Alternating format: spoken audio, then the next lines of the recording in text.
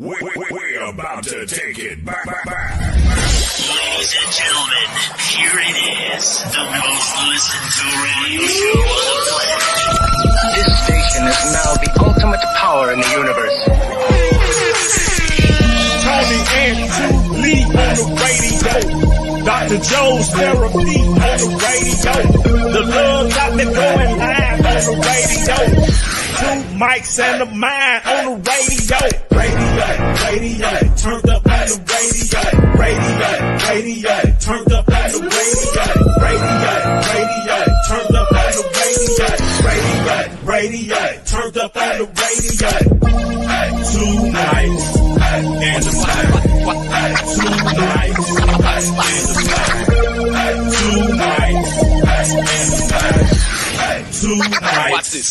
And a mind. Hello. Yeah. What up? And a mind. How is everyone tonight? Doing all right, feeling all right. Oh yeah. Awesomeness. Oh yeah. Oh Are yeah. you Doing outstanding. Okay. How y'all? All is well. I got a special announcement coming up at 9 p.m. So everybody tune in. 9 p.m. We got a special announcement. Oh What? yeah. Oh yeah. Oh yeah. Oh yeah. Y'all just hold on to 9 p.m. That's what we got to do, Tula. Dr. Joe, how y'all weekends? How's everybody? It's been hectic, but we are here. Healthy, alive, able to, thankful. Everything's Oh, great. That's what I like to hear right there. That is good, good, good, good, good. As you can see, I'm out on the road. Been touring all over, you know what I mean? Just came back from a concert. Been drained. Man, move on. Massive people been watching me perform. So I made it on back to my hotel right now. Just sitting, y'all enjoy the view in the background. It's a beautiful city. Oh, wow. You're sicko. Mm-mm-mm. Hello to everybody. Chavez said, everybody on there. LaDonya, Ernie, and Marlon. Good to see you, Marlon. Lacanero. Or Lacanes, which one she want to be today. And shalom to all my co-hosts. All right, what's happening, folks? Yay, yay. Man, I tell you, woo. Talking about how our week was. How was your week? Now, listen, mess it. I had to go get something out. I was like, whoop, I felt heavy. I need to go get me a colonics. What? Oh, I need a colonics. Oh, I can go back. I just need to break. I encourage everybody to get a colonic, do a detox periodic. You got to. Y'all see how this stuff going around, man? This COVID and everything that's going on. Take a detox. Need to detox these systems. So we can get them back, get all systems firing, so they be on spot and they be ready. Also, next weekend, Love Doctor will be Love Dr. Mary. Somebody want to take it for whatever. I don't know what they could possibly see and look at it. What were they seeing? What you seeing? All right, let's do that. Y'all name his one distinguishing character. Yeah, when I call you, gotta go. Dr. Joe. What were you gonna? I'm sorry, preacher. Say that question again. You just named it. I just tell you his one distinguishing best character. Oh. He's right, old. He's old. He's told that he talks a lot. That's his distinguishing character. What you got? What you got for him? Good to see you, Fallon. What you got for distinguishing character? Characteristic. Yeah. Nice hair. Okay, so Oh. we're not gonna tell the truth. Aw, you see, Love Doctor, you was just okay. I like the way he shut up. He's very Doodle like thoughtful. Preacher. Thoughtful. He's Turdy. he's unselfish. Let us know when you want to tell the truth, okay?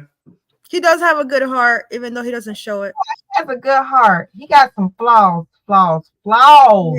Yeah. You But- gotta go like this, and then you'll find it. You get, He got flaws like a pair of dirty. He got flaws like dirty pair of drawers. if you chisel away outer crazy on the inside, it's gone. It's caved in. It's caved in. But all that stone mountain around it, but the inside, you straight gold. You hitting the right spot. Boom. We ain't gonna find it. Oh, I see. Hold on. Somebody got a heart up here. They're trying to find it. We want them to come on and tell us the distinguishing factor. What one key thing you tell? Look how he eat. The man eat like a moose. So it can he eat. The man eat like a moose. I eat the same thing you eat. Whoa, Joker. I sound eat like no moose. So do this. Person that's gonna marry Dwayne, come on and tell us that one key product that made you say, I do. Or I will. Don't use what we said. Yeah, I'm trying to use. Yeah. Don't say heart and don't say he talks, has great conversations, because that's what I said. Oh, you say he had great conversation? Preacher, you just gotta. I need you to answer your own question. Now them two done name something. I need you to name something. I told you I like the way you shut up. Spicy. That man say he like when he shut up. Yeah. So I'm still waiting on that part. Let me see. I can say he can be giving. When he wants to, he can be really giving. Yeah. When he wants to do it, yeah, he can. He has that. If he really wants to do, he could be really giving, caring. So I give him that. Again, now he got to want to do that. That's when he don't feel like shooting a turd out. That means when he don't feel like being an a-hole, he can do that. Yes. When he don't feel like shooting a turd out, he can be. Yeah, he can be. I said you got to choose. Thoughtful. He can be giving. He can be. Yes. He can do that. Yeah, I get that. Yep. But you just got to get that on. It ain't. It's not a given. Somebody said Stacia, thank you. Yeah, she thanks. She's trying to know. She said, "No, what am I gonna lie about?" And still, hey, so go ahead.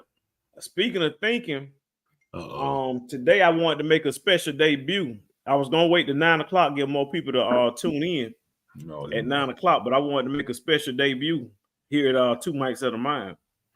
Y'all know we have a new intro video provided us by Wisdom Simone, and I want to get everybody to debut in there because she did a great job on our intro video. Okay, that's what they didn't say. Yeah, I seen that one now. That's what did it. Yeah. Mm-hmm. Okay, let's hear it. Did it come on? I missed it. Come on. Oh well, I was gonna wait to 9 o'clock for more people to tune in, but I can go ahead and play it now if you want me to. Let's say you figure about 9 o'clock they're gonna tune in. Because you got more people coming. Right now we only at 21. Oh, 21. We usually get a lot more people in the room. Yeah, we y'all like usually like 100, 150. Oh, we do. Yeah, at least 1,000, 2,000, something like that. Something like that, preacher. Y'all hit that like button while y'all on there. Hit that like, hit that subscribe, hit that cash out. And tell a friend to tell a friend to tell a friend. And a friend. And a friend. Yeah, that's true. Do it. Let's get this word out here so they can get this party started. Well, while we're doing that, I sent some stuff over in the news too, didn't I? Mm-hmm. So interesting. Can y'all forward it over to me in the private chat? While we were there, actually, I was in the area where the shooting happened. It says Dr. Joe, quit lying. Oh, because I'm not lying. We have 300K followers. Some of them come in late, but so that shooting. What do you guys think about that? I was just there today. You were there where the shooting was. I had one of my kids actually go to that high school, so I had to. Hey, well, for the people who don't know what we're talking about, do y'all have a link or something we can share with them? And I can put everything up to introduce to the people who don't know what we're talking about. We just posted that private chat, and I definitely put it up there. Or if you want to provide details about what happened for the viewers who don't know what you're talking about, Dr. Joe. If you're looking at thread, you said I don't know how to put it on. I don't know how to transfer it on there. Go into the. I'm sure YouTube has a video with the news. If you could find one and put in the private chat, Dr. Joe, that'd be great. I see. Yeah, I appreciate you, Tula. You got it, bud. One of our wonderful listeners. She want to know, is the person you went to see, were they doing okay? Yes, it happens to be that they were in another building that day. So I had called the mom actually, and she told me that he was in another building right when we found out. I was in. Hey, Dr. Joe, do you want to tell the audience what you're talking about first? No, wait, no. Richard's asking me a question. I need to. There you go. What she's talking about. You know, she never said what she's talking about. Okay, that's one of his. You said one. You know, we didn't name that one of his skills, listening. I know what she's talking about because I was the one who sent out the article. But I'm saying to the audience, you let the audience know what you're talking about. So go ahead. Go ahead. Literally asking, how's the kid doing mentally? That's all she's asking. The audience is asking, how's the kid doing mentally? So I'm answering her. Okay. There was a 14-year-old boy who was accused of. Thank you. Thank you, too. There we go. Oh my God. Pritchard, did you mention that he's very problematic? Very. Go ahead, Thule. Thank you, Thule. A 14-year-old boy has been accused of killing 4 people and injuring 9 others at Appalachia High School, and that is in Winder, Georgia. That is Barrow County. He has since been arrested with the shooting for doing the shooting. He was arrested with the shooting. Mm-hmm. Did you not hear me correct myself? I know what you've been here. So now there's that last girl got rid of that didn't know how to spell. Remember I talked about her? Say what? The one until I got rid of because she couldn't spell. They'll make that grocery list. I know you know better than that now. It was a mistake. Also, the FBI had previously. Do you want me to keep going, Wayne, or just tell that part? I just found the link. I'll go ahead and play the link. Thank you. You did a great job. Now, the latest example of gun violence in American schools. A 14-year-old student went on a shooting rampage in Georgia, killing 2 students and 2 teachers, wounding several others. Eyewitness News reporter Michelle Fisher here now with the latest on the investigation. Michelle? Well, Mark, what's really frustrating about this situation, the FBI said today this young man had been on their radar for more than a year, but despite the advanced warnings and even previous threats of a school shooting, he was still somehow able to go on this deadly rampage just 1 month into this new school year. I was scared I was going to die, to be honest. And when I heard hard lockdown, I knew it wasn't a drill. Terrifying firsthand accounts as students recall the frightening moment shots rang out Wednesday morning inside Appalachia High School. Then I hear the gunshots and everyone ducks behind desks and the teacher is like flipping tables and stuff and barricading the door. I was just scared out of my mind. I was like, what is happening? The gunman opening fire around 9:30 at the school in Winder, Georgia, about an hour from Atlanta. Parents frantically rushing to the school, some on foot, after they got word from their kids. I've walked almost 2.5 miles to get to the school. This is a parent's worst nightmare, is to hear about a shooting at their child's school. He said they're shooting in the school and the shooter is right across the hall from me. The gunman, identified as Colt Gray, killing 2 14-year-old students and 2 teachers before school resource officers stopped his rampage. He is a 14-year-old student here at the high school. Again, he has been taken into custody. He will be charged with murder and he will be tried as an adult. Late today, the FBI's Atlanta division sharing a statement saying that in May of last year, it received several tips about online threats of a school shooting involving Gray. But after interviewing him and his father, there was, quote, no probable cause for an arrest or to take any additional law enforcement action. May evil in all the world know that, especially in this place this night, we say no. A somber vigil tonight as community members gathered to mourn the lives lost after our country's latest mass shooting. Now, 9 others were also wounded in today's shooting. 1 teacher and 8 students. Law enforcement officials in Georgia say that they are all expected to recover. Hello, I'm Mark Brown. Get more great ABC7 content by clicking the... He shot a lot of people. 8 more students. Wow. So 13. Like 9 others. Wow. 13 in total, yeah. Yeah. Wow. I did send over a couple of quick links over in the our chat, not the private. I don't know how to send them over in the private chat. Yeah, and in regards to his father, correct? His father, yeah. So they had a breaking news. They said the father of the Georgia school shooter has been arrested on charges including involuntary manslaughter, second-degree murder, and cruelty to children. They also said the father of the Georgia school shooting suspect told the investigator he purchased the gun used in the killings as a holiday present for his son. And see, if y'all remember earlier, I was saying, people gonna hate the family, people go after the family, and people gonna blame the family. Of course, when your kid is lost, you're always gonna go back. You're gonna look at what could have happened to possibly prevent what happened. And a lot of times there are, instances where, of course, things could have been second guessing. Looking back, could have been differently. I still don't subscribe to the notion, for me right now, that the parents were the people who wanted their kid or involved their kid in a killing. It's unfortunate you try as a man to bond with your child. Some will do it through sports, some of them will do it through hunting, getting guns, figuring, hey, you growing up, you need to know how to use a weapon, not knowing or thinking your kid would take the gun to school and become, a victimizer, a murderer. But, not even, unfortunately, sadly it happened. At this point now that it happened, depending on the parents' conduct, when your kids, has made a threat of shooting the school, he should have been under some type of doctor care. Minimum 6 months to evaluate him, then evaluating him every other month, a couple of months. These aren't things you just lightly put out of your mouth. Hey, I want to kill myself.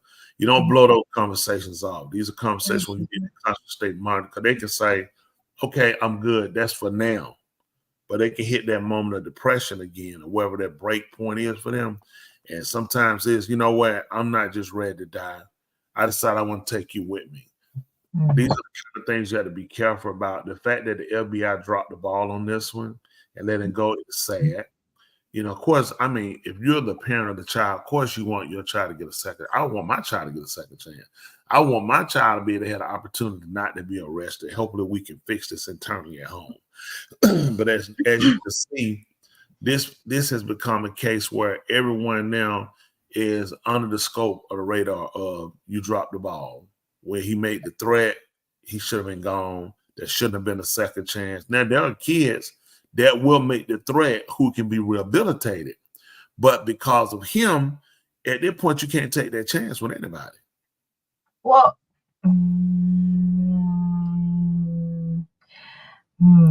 how old was he when he made the threat? 13. He had to be. It was last year. Oh, a year ago. Oh. Mm-hmm. Yeah. But yeah, the one Lakiara is talking about how the other parents were charged in the kid's shooting, but they also encouraged their kid into defending himself with a weapon. They knew what was going on, and they actually left the gun exposed to him. So them being charged is definitely noteworthy. Should have happened. Should be incarcerated. When you just get your kid with a gun, it's one thing. Hey, a bully trying to fight you. You pick up something, you hit them back with it. They say, hey, somebody hit you big, and you pick up something, you hit them back with it. They'll see then. They'll stop. Not you get a gun and you shoot them. Mm-hmm. Not take a gun to school. Nope. Even those parents, I'm not at all making excuses for nobody. If I lost my child, I want everybody in jail as well. Right. We still gotta be rational when we do things. This problem is bigger than just the parents. Their problem is really it's the crumbling of the family structure. The fact that we cannot correct our kids and discipline them. You got to give them toys like computers, which are dangerous, cell phones, sex changes. You can't do nothing with them. You can't tell them to go to sleep. You can't make them come in the house. You can't make them go to school. You can't make them do nothing, but the police can. Mm-hmm. Now, see if he can let himself out of that jail. See if he can write his own charges.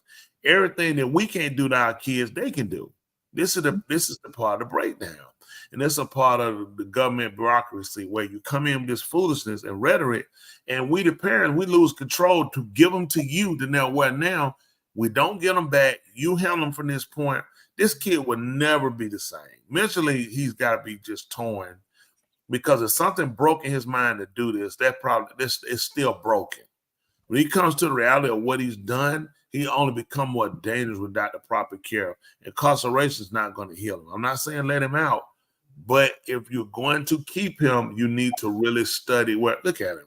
It's not hard. Dad and son. I mean, that's when he was a kid. I wonder how, like, what, you know, how his look now. That is him. No. I'm saying the father is with him when he was a child, so you see that he's happy there. But you know, supposedly he had a very harsh life, if I'm not mistaken. The kid. Yeah. Well, you can't tell. Yeah, you can't tell there because it was when he was a child. So I mean, he said that the Chavez said that the FBI should have taken all the weapons from. I agree. Y'all don't keep your son.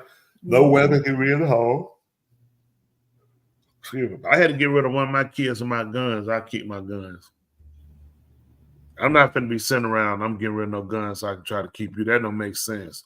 I take care of you. If you ain't got no better sense than that, I'm not doing it. She said, knew it. But they should have took the guns from the father. He living as a minor. If you were going to leave him there, all guns would have been stripped from that house. He would have had to do a psych evaluation every month. I agree. Until he graduated from high school. At that point, if you're going to leave the kid there, if you feel that this might be a situation where a kid doing a prank, a kid saying something out of emotion at one time, but we can't afford to just let him loose. Are there any guns in the home? There can't be any guns in the home at all, or you will be charged. He has to do a psych evaluation. First, he will be doing one every week until we can do once a month, till we can go to just checking him yearly until he gets out of school. I would never have left him. Like, you can't take a chance. It's just such stuff can't come out your mouth. They're like some women, they say that, you know, they tell the old man, you call me the B word, we done. You can't fix that. It's certain stuff you gotta just have that you say, we can't do this. Yeah. They shoot up the school, make the threat. Then I think they're saying here, I think he also said something about bombing or something. I found a video. It's about 2 minutes long. I'm not sure what he talked about, but this is the press conference. You want me to? And I can play that. He might mention it. I'm not certain. But here's the quick video that I have.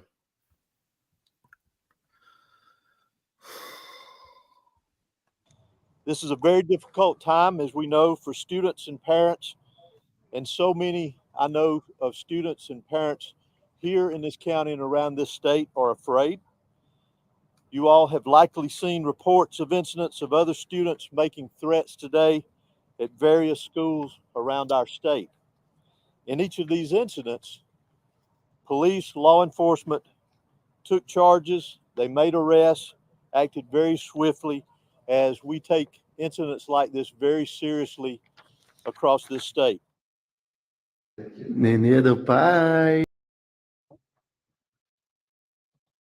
all, just that little quick little clip. In terms of them, that's all the police officer really said. That whole press conference is about 9 minutes long, but that was a little clip, a little snippet. Something that got my attention is in terms of solutions. The reality of the matter is there's no law that can be created for someone who chooses to break the law. So what I was thinking about is, what does y'all take on the possibility of mandating and you know, putting in a law mandating that all citizens are allowed to or must have weapons? I think Kennesaw, Georgia had something similar to that. Not because of crime years ago. They put that in early in the 90s. It was because of the crime. Was, you know, people homes getting broken in, smaller town at the time. Kennesaw's a lot larger. So they looked at, you know, you had to have a weapon. If somebody broke in your home and they asked you for your weapon, you didn't have it, then you could be criminally charged. They tried to put the home on, they did in the 90s. I don't think people really abide by it anymore now. Because, you know, killings weren't to the, you know, where we at now. And it was for the protection of people and their homes were getting broken in. So the police are looking at, hey, somebody breaking your home, you know, Kennesaw, you know, of course, back in the time when it was then predominantly even more whiter. So they looked at, hey, you can have a right to defend your home, have a gun, you know, to be able to get the burglar out of there versus you in your home, you become the victim yourself. So I don't have a problem. I don't think it should be mandated. Just like you have a right to carry them, you have a right to not carry them. Government shouldn't have the rule to where they should mandate a person has to have a gun. Nor should they be able to regulate a person not being able to own a gun, except if you're a person like this kid, a person threat, domestic violence. I can see that it's only for the fact of, based off of your character, we just can't afford to take a chance with you. I guess what I was more so thinking about is a tool that would dissuade somebody, because he strategically went to an area where guns are not allowed, and that's why he was able to shoot up, because he knew he was in an area where guns are not allowed. Versus, I'm assuming that people would think twice about shooting up a place if they knew that they were not the only one in that premise who had a gun. Well, it's almost like they were literally sitting ducks. I do. It's other things that could have been done. Versus, I wouldn't go to every home having it, because then you open up again for every kid to have access to. What I would go to is, giving people the right to own and bear, weapons and carry weapons. But we also need to be more strict there when it comes down to the loose handling of guns. And I say this, even my people, you got minor kids, you gotta stop laying them around, just laying them down. You can't. You have to secure your weapons. You have to put them out. Take the clip. What if something happens? If that kid picks up that weapon goes off, and then someone got weapon with no safeties on them, you just open yourself up for criminal charges. One thing to lose your kid, but if you got criminal charges on top of it, I mean, hey, here it is now. Those parents, they're suffering. You think they thought that getting his son a gun was going to end into his son going to school shooting 13 people? Come on, that's not practical. Regardless, you can say, "Oh, they reckless." All parents, to some degree, that is true. Recklessness, not to that degree, and I'm not justifying anything. But before we so quick and frank, so quick to kill the parents all the time, look at the government who don't allow us to. Hey, I'm gonna beat your dumb behind. I catch you around this gun. Your behind better not be. And it's like you can't do that. The only person can beat your kid legally is the police and the court system. But preacher, was the gun given this past Christmas? Because my question is, if you knew your son had the idea or just mentioned that he was going to do a school shooting, why give this child, a gun for Christmas as a gift? Well, look at them. The police, the FBI ruled themselves. They didn't see a problem. To me, they could have put. Let me say this at the same time. Is the FBI perfect? No. There's no perfect government entity, and it's not blaming the FBI, nor am I going to blame the parents. What I do say is we as a society have to come up with consensus and say we have to get back the control of our children. I mean, listen, you can't holler at your kid. That's abuse. You can't whip them. That's corporal punishment by death. You can't put them on punishment. That's cruel and inhumane treatment. You can't take away their phones because they need to be able to call the sex preparator. I mean, it's just so many. You can't take away the computer because they got to be able to reach out to the what you call that, the child molesters. So there's so many things we can't do as parents, but we can be victims. Those parents probably just like a lot of us are with kids. You pretty much a victim to your kid, or you sitting around subject to your kid, waiting to see what your kid's going to do. Versus you had a hand on your child. You could direct your. Are there some people that chastise their kids to a maximum that's overboard? Yes, too many, and it shouldn't be. Your child is not a whipping boy. Your child not a beating station. Your child is just that. That's your future. See, and they need to be chasing when it's time to be chasing. It's a proper way to whip them. They got it behind. They got places you whoop them on, whoop them in the face. No, you don't do that. Now, a good jab slap, they'll say something out their mouth. You need everybody need a jab slap on them lips. But just beat them in their face and punching your fist or hit, no. Hit him in the head. Oh my gosh, please say that. Yeah, not hit them in the head. That's still called the brain, Yes. You have to learn not to do. These kids not made out of the same thing. I'm 100,000%. And the law does allow you to corporal punish your child, but the thing is, how much they allow you to do it? Because some of these kids will fight back. Like you hit women, hit you back. Now you go like, I'm gonna weigh in your behind. That moves in where you abuse the child. Once your child hits you back, this the large problem. You know, once your child hit you back, at that point, you should have stopped and just let the child have the rule. See, that's what I'm saying. We can't like totally defend our homes, you know what I'm saying, against our kids. And we need to be able to, as parents, to be able to lock them down and say, hey, this is how we do it. Let me tell you, I'll be honest with you, I ain't care about what no law come out. Mine know what they would get. And they know what they got. We ain't play that stuff. It didn't happen now. That one in the house, you're going to do what you want. You're going to run nothing in here. You're going to run your mouth. You're going to shut your mouth, and you're going to do what I tell you to do. And that's how my kids grew up, and they knew how it went. That's how we roll it. That's how it always be. From the Smith clan all the way down, my boys know how to run it the same way. You know how to run it down to the youngest. We're not playing that foolishness. That's crazy. Like I said, you know, they can get them. They can let them get beat. Nobody protect them when they get beat in jail and they get raped, molested in jail. You know, the sheriff department can beat them. The police can beat them. Everybody can beat them except for us. I say we need to, as parents, the legislative lawmakers, get back the control of our kids. Those schools, it's unfortunate. You got to put police at all these schools now. They have to say here, well, you got to have metal detectors at these schools. We just can't take a chance. The fact that you let a school run with 1,900 students with no metal detectors, and that's how he got in, that's bad. He left the classroom and got the ability to come back when he wanted. How you get that?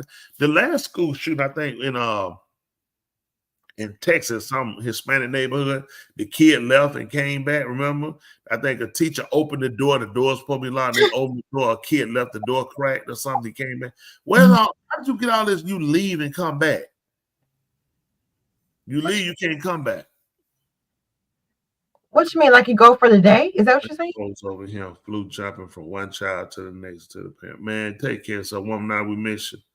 Glad that you're doing all right. Don't hang in there. Heal up, woman. That's right. Woman, good. Yeah. But hey, Uverdale, yeah, that's the one up there. Man, the kid, somebody left the door open. A teacher cracked the door or something and let him back into school. And that's when he came in now firing off. It's bad, man. It's just, and then it's too much what we let the kids watch. We'll really move to a state of, and we need movies that don't have to always keep showing so much murder. I mean, come on. I mean, I like a good show too, but we watch shoot 'em ups, cowboys, and cowboy movies always about shoot. But yet nobody went to school shooting up by mine. I mean, from back when my parents grew up, they had guns. Nobody took no shotgun to school to shoot nobody. These video games are horrible, though, preacher. Oh yeah, I believe it. Horrible. What you gonna say? I just seen a quick 30-second video that I want to share with y'all. This right here is a perspective in regards to mass shootings in gun-free zones. Let's take a look. 94% of all mass shootings have been in those areas, which means only 6% have been in areas that are not prohibited, where somebody can have a license to carry. The criminals don't want to go shooting there because they know somebody has a gun. But in areas where people don't have guns, they're like, I'm going to feel more confident, go to this area. I mean, that's a given. That's not always true either. Yeah. So we know it's not always true, and it wasn't 100%. But do you think that there is a benefit to allowing guns, allowing, adults, licensed adults to have guns? Okay. Let me ask you a question. Well, I'm sorry, ask you a question. I guess in a sense, but answer your question. Okay. In Georgia, what's prohibiting a person from having a gun? Nothing if they qualify. So why don't they have guns? Because that's not everybody's choice. Right. So we're not, you're looking at places like Germany, you're looking at places like England. These are places that are so hard restricted you can't get guns, but they got just many knife shoot. They got many knife stabbings. They just arrested a kid. They just killed a kid in Germany today in front of a consulate with a gun. Teenager. And these countries prohibit guns. So it doesn't matter what you put into place. If that's the will of a person, that's what they're going to do. I think a lot of what needs to happen is the television, the social media. We gotta turn it down. It's just stuff we can't put on. It's too much. You can go in here, you can see anything. You can see, what is the favorite fan, biggest fan? It's What can't you do? Cheaters. It's just punking somebody. It's what can't you see? There's no restrictions. No, I mean, bad preachers, bad parenting, bad police officer, just bad people. Social media has opened up such a rhetoric of things to where it's just, you got to come back to contain things, and it starts with the homes. It's certain stuff you got to know. We don't watch it here. I tell my member, they hard-headed. It ain't there just hard-headed people. They going to do it when I just like, I keep going. I got to tell them, I'm not going down there. I'm not going to be sitting no stand. I'm not going to make no fool out of myself for your kid and you, okay?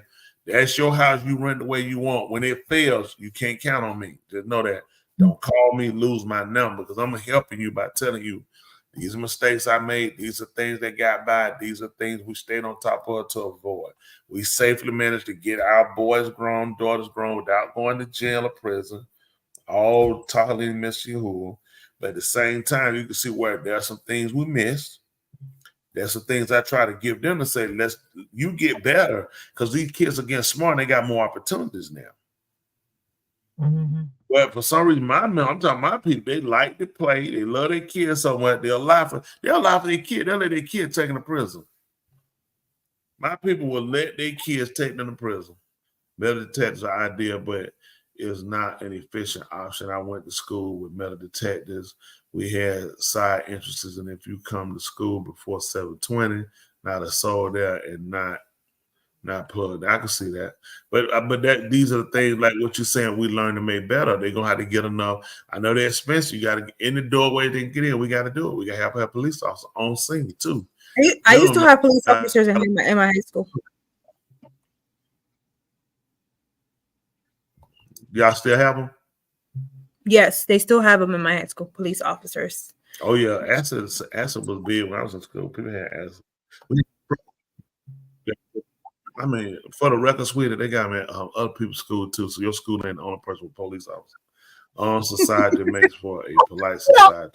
Robert, who's that? Killing them. What?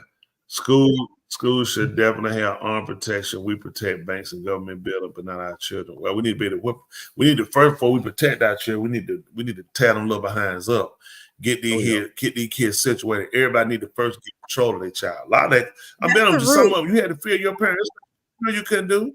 Be like, man, listen, I don't want to shut that school up. I know I can't go back home. Henry, where am I going? You gonna call Henry Katie? I think that's the difference. What's really gonna do you on call when they call to tell about you shop at school, Twain? We coming down right now. They were like, man, Henry made his favorite word, let the nigga perish. He like, man, he like, let him perish, let him kill him. We're not interested in coming to get him, you know. And that made it to other kids look say, wow, man, I do something stupid. Nobody's coming to get me. Now look, he gonna get all kind of attorneys coming for free.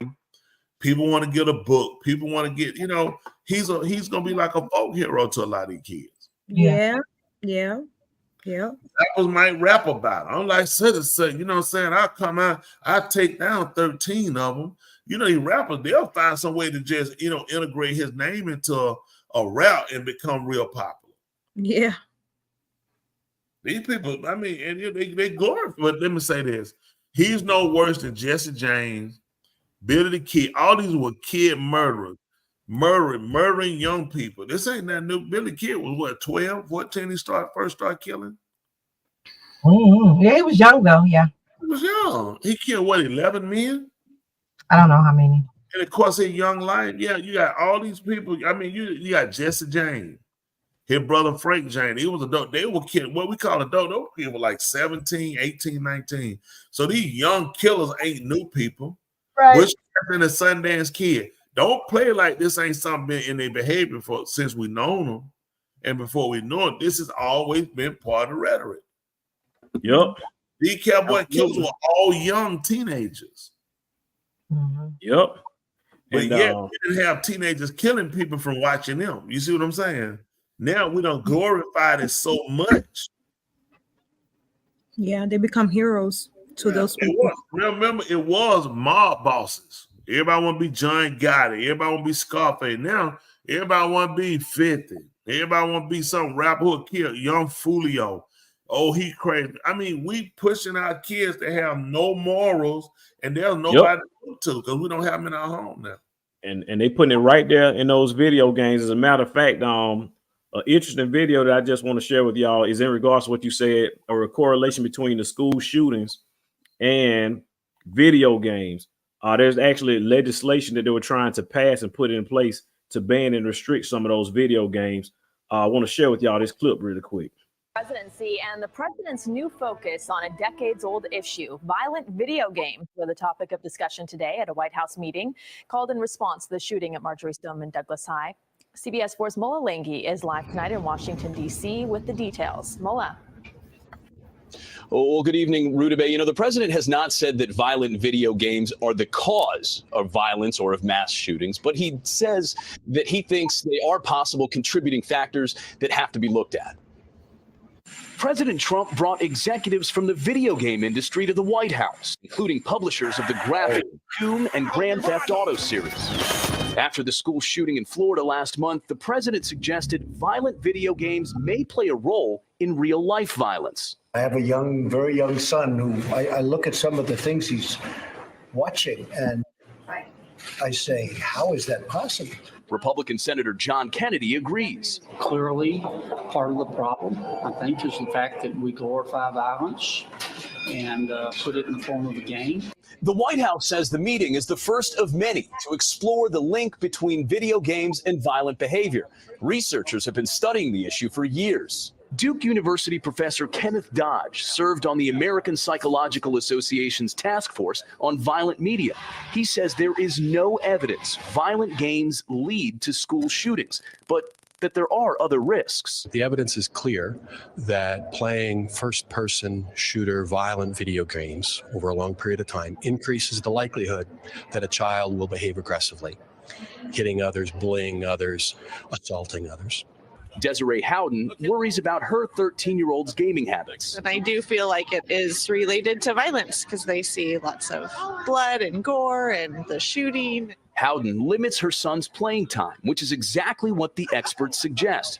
Professor Dodge says the more time children spend on violent games, the more likely it will affect their behavior. I'm gonna play them with this. I played Donkey Kong.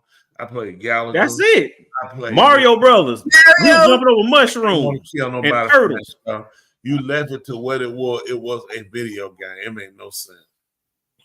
Age of content warning. I mean, these kids nowadays are too immature. It shouldn't have it. I'm against grown men with these video games anyway. All this stuff on their phone. I tell them, I know my boy. They shouldn't have it on their phone. Not my son. I know they should have better. But I don't put that stuff up. I be telling you, a grown man. I, fool around a little bit here. If I had my grandkids, maybe play something with them or something like that. Or I see the game, I'm out. I'm old school. You go to video store, video arcade. They play the game. Something really leave that to the kids, man. Let the kids have that stuff. No, grown men. I mean, because certain stuff you shouldn't even have in the first place. Like he said, Mortal Kombat is why video games have ratings. They are the second live crew. Two live crew. Okay, yeah. And it shouldn't be. I mean, second live. How would I think he know? First of all, why would he know somebody two live crew? Was he even living when they was out? It's a 2 and not 2. Oh, he was living. He probably performed at their concert. They opening that. First of all, he wasn't. He'd have been a kid back then. Two Live Crew was out in the 80s. They died out in the 80s, early 90s. Oh, So Horny was about the last thing they put out. So horny? Oh, so horny. I grew up playing violent video games. I never remember that song, Pocahontas Coming. Free Willy, Free Willy. When I said Ernest about 48. Well, he was 48. He might have been up there. He might have been there drinking with Uncle Luke. We were coming on. He wasn't nobody uncle. No, he sure wasn't. No, we were coming. Nobody called it. Everybody just called it. It was Luke. It was Luke. Luke and that Asian boy, that was it. Nobody knew nothing about no Uncle Luke. That stuff, they put all that stuff in there. Later folks start making it uncle. They call them guy uncle like that. Mean they be sleeping with your mama. So I don't call them no uncle. Oh my God. Sleep with your mama or is your mama brother? 81. Yeah, you definitely 81. No, baby, women start that stuff. Men being in the house, this kid, this your uncle right here. Kid like, Uncle son, Uncle man, tan mama up. Yeah, women started that stuff calling everybody uncle. Had the kid calling them guy uncle. Crazy. He said he was born in 81. He definitely don't know about Two Live Crew. By the time he got up now, Two Live Crew was jumping 85 through about 90. But probably last hit, Oh So Horny, that came out. That was Ken, Oh So Horny, Me Love You Long Time. Yeah, they tore it up. They came out with that. That was about the last thing they made that was popular. Let's see. The discography for Two Live Crew. Where is it at? All right, there it is. Actually, 1998. Oh, okay. I mean, I wasn't paying no attention. I was through rap by 95. So 91, 94, 96. Yeah. Because they first one was in the 80s. You right, 86. Yeah, I know. And their last one was 98. So yeah, they were short-lived. Yeah, banned in the USA. What weekend? All of them back there for 89, like 90. They were banned. They couldn't come to Atlanta and play. Yeah, they were. I remember that. Yeah, they were banned back then. So they could have had them girls on the stage. They the first person who introduced women on the stage. That's right. So what now? I said that's right. Yeah, nobody was doing that. The NWA came out really like cussing hard, but using what they call profanity hard. But Two Live Crew were the first one to put women on the stage. They were coming out there. They were coming out with the beat. Miami started getting on for bass. Miami wasn't like New York was like the one that really started kicking rap off. Everybody got it. West Coast called it. Two Live Crew. Too Short was about the biggest thing that had come out the West Coast for the other one really started coming out. Yeah, especially for NWA. They got to give it to him. He was talking. Too Short was it. His last big hit coming out there was The Ghetto. Playing video games. And you know what? When nobody cracking no short jokes on Too Short. I mean, he already told you how short he was. No. It matters because the Negro almost always has a rough upbringing, and we never shoot schools up. Next cop out. Yeah. That's true. We don't. But, now we start following now. Our kids start doing the same thing now. Right. I agree. When we took them out of our neighborhoods to, introduce them into better schools, better neighborhood, we gave them better resources. We set them up with kids that was more calculated. Because these kids got the money. Their parents got the money. Their parents take them out to real outdoor hunting, real event. Us, you go in the backyard and shoot. Yeah. And blow the one out the neighbor house, something like that. But yeah. I remember my dad was living. He had a gun I had given him years ago. He was sitting out that can asset. He took me on the back porch. He said, "You see that?" I said, "What's that?" I was like, "What?" He said, "That hole in that tree." I'm like, "What about it?" He said, "Yep." He said, "I put every slug." He said, "I put every shot in that hole." I said, "What?" I shoot in the same hole every time. I said, "Man, you did not put every hole." I said, "You did not shoot in that hole every time." I said, "Them bullets are sitting in them neighbor house. When it rains, they're gonna find they got the roof right there." He was hurt. I told him, I said, "No, I don't." He gonna try to show you, man, that true stuff. I'm looking at him like, what? He was like, "You see that over there?" I'm like, I'm looking, I'm like, I see a little hole. I'm like, "What about the hole?" He like, "Yeah." He like, "I was shooting." He said, "I'll put the bullet in there every time, the bullet in the same hole." I said, "No." I told him, "No, I already know better than that." I said, "Them bullets are sitting in them people, I said, "Sitting in them people house." I said, "When it rain, they gonna know about it." I was like, "I gotta get this gun." I said, "Man, you just too much. Man, you gonna have me sitting in jail." Tell us about what she was gonna tell us about her experience, please. Cool. Joe. We had to remember we got sidetracked. We were telling what happened, but we were giving a background of the story so that she can continue. Right.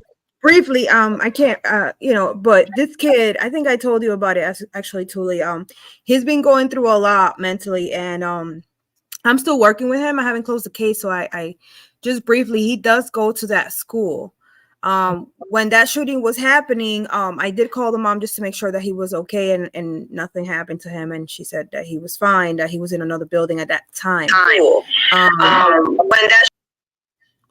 Get your mic. Go ahead. Put your reverb. I'm gonna put you back up while she's talking, but you had a bad reverb.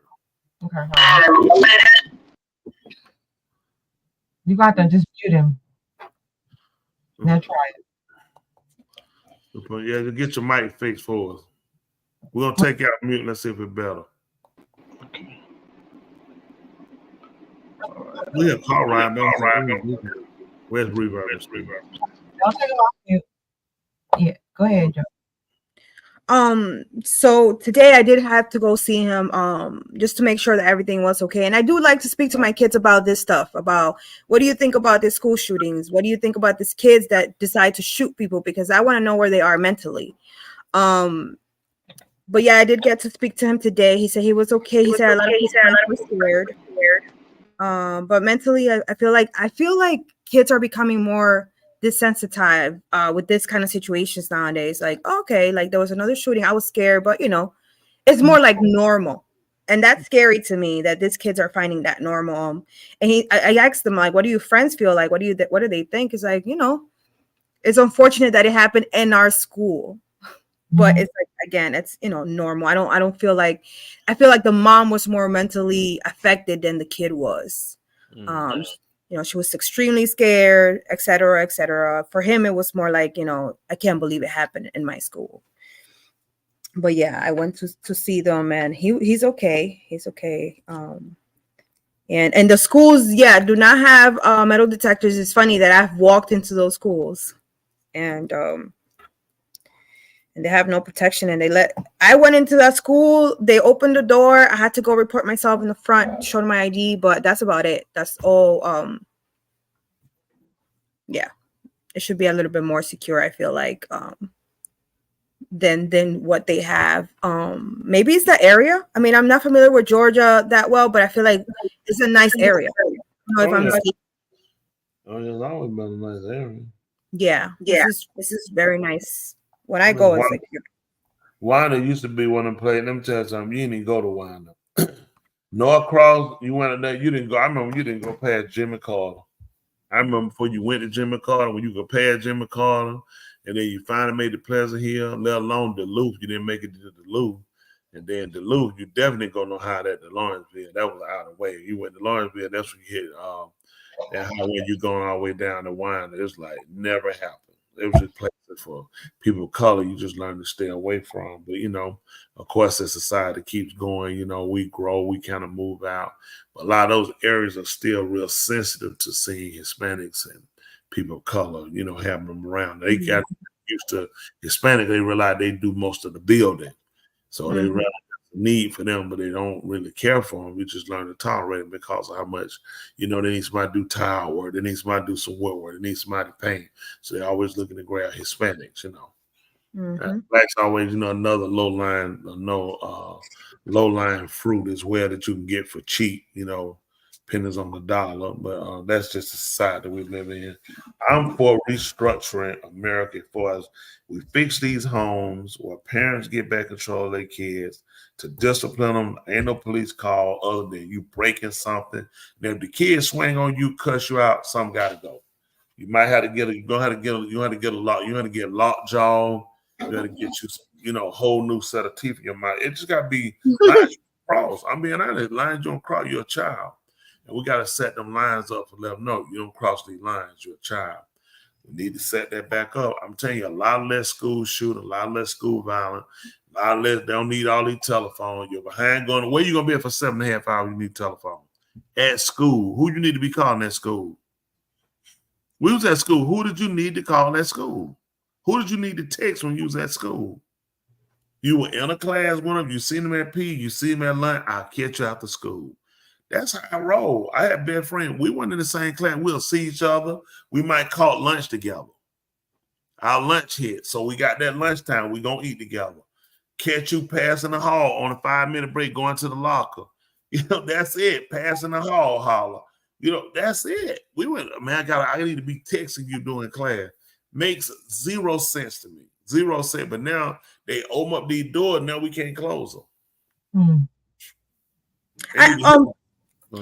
To what the law doctor said earlier, with maybe allowing gun or like everyone with weapons. Your phone reverb again. but to that point, I do feel like certain this is just my opinion. I think administrators should be able to either get trained for weapons, or I mean, I feel some of these people should be able to have weapons because they could have stopped them. I mean, if you can shoot him and just shoot him. Yeah. You know, I don't think it's everyone like you said, teacher. Like you said, not everyone is willing to, but I feel administrators should be able to be trained and have weapons. Some teachers feel like, well, I don't want to be trained with a gun. But right now you said teacher feel like I'm gonna sit and duck. Say Wayno, one of my students, I'm getting on Wayno. Wayno disrupted. Wayno and I reported Wayno to his parent. His parents don't play. And the Wayno gets a gun, come at the school tomorrow. He decided he wants to blow me to Kingdom Come. So, you know, we got to put our foot down and start doing taking corrective measures, because at that point, you're going to lose educators. Nobody wants to sit in school and deal with their foolishness. Scary. You let a kid come in with a gun, then they expected me to risk my life. I want to go home just like these kids do. Your first priority is to make sure you save the kid. No, my first priority instinctively is to save myself. Right. Now we're telling the teachers, don't just educate, I want you to get a gun, but you can't say that to the student. You can't discipline the student, and you can't put them out of class. You can't suspend them. You got to keep them in your class, but I'm going to give you a gun. So that could be a bad idea, because now I got a teacher that's you know, teed off, who feel like they have too much pressure trying to do work, and I got a gun. I got to put up some student calling me a punk. Yeah. Tell me out of school. I want to see what you about out of school, nigga. I don't believe you real with it. I'm going to see. I'm going to catch you. I'm going to see. Now I got a kid threatening me because they're like, I got a gun. I can't turn my back and set this gun down. Teacher goes to the restroom, leave the gun in the restroom. Student get the gun out of the restroom. It's a lot. At the same time, you're trying to save lives. There's now when a teacher like, well, we're going to train you. This teacher like this, I went to college to get a master's or doctorate degree for education. I didn't go to school to get a doctorate and a master's degree so I could carry a gun and be, you know, licensed to carry, shoot, and protect kids. I want more money. Yeah, that's why I feel like teachers, I feel administrators, I mean, whoever, but like people that are not in the classrooms, I feel like should be trained. Not everyone. I agree with you. Not everyone is willing to or wants to carry a weapon. Yeah, I want you got to get some people to train them, because they have these games when the police ain't now, but then you got to get these people got to have a license where they can get into games in different places, have these guns. So you have a school and, you know, events and stuff. Because think about it, they go to pee down the field. Some of these fields are near the kid parking. So they go to their car, get a gun. There ain't no metal detectors on the field. Yeah. So there should be educators, or they're going to be outside in the field. They need police out there too. You know what I'm saying? They're going to be making sure kid ain't creeped off to their car, left a gun in the woods, got a gun, then they start to shoot people up in PE. You just can't take chances now. Yeah. And I think it has a lot to do also with kids have lost respect for the school system. Completely. We're teaching them LGBTQ stuff. We're teaching them that be yourself, be free. They speak to the teachers crazy. I feel like they've lost respect. And then because of that, it's a vulnerable place for people to do this kind of things, for kids to do this kind of things. I'm old school. Put a foot in their hand. Are we teaching them? What stated it? What started it? I highly doubt it was to mass educate the population. No. He's saying true. He's saying that's true, preacher. I mean, it's a lot you got to do. When you start saying armed teachers, you got to start paying. I'm not against it. There are some that say they're willing to do it. We make sure they train, they do it. Then you may offer them an extra $5,000 a year. It's cheaper than having the police there. You can have one police officer. There's enough teachers trained with weapons to protect if something happens. You know what I'm saying? We know we do have some armed teachers here if something happens to help assist along with the one police officer. We can't put boatloads of police officers at every school. I agree. And the teachers we educate that we're going to have gun carrying, we don't need them in classes. We need them to be able to kind of move around and walk in halls, doing security walks as well, you know, getting people trained and make sure we're on top of stuff. These kids, man, there's a lot of ways to manipulate to get guns in these schools. These book pack, these kids, man, these teenagers, listen, they're creative. When they want to get them in, they get them in. Get their friend and roll. Get that.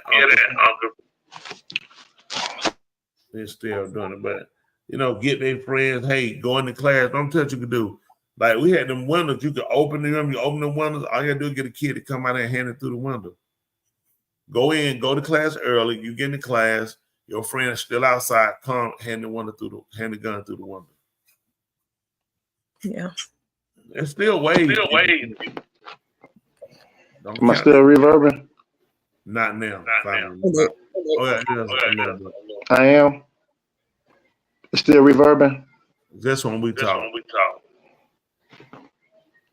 How about now? Let me see if we talk.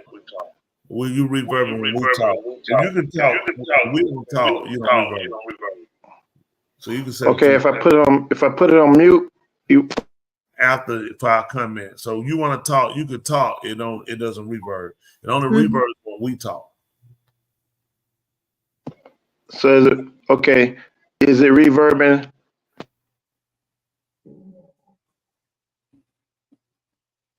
You can talk. Oh, okay.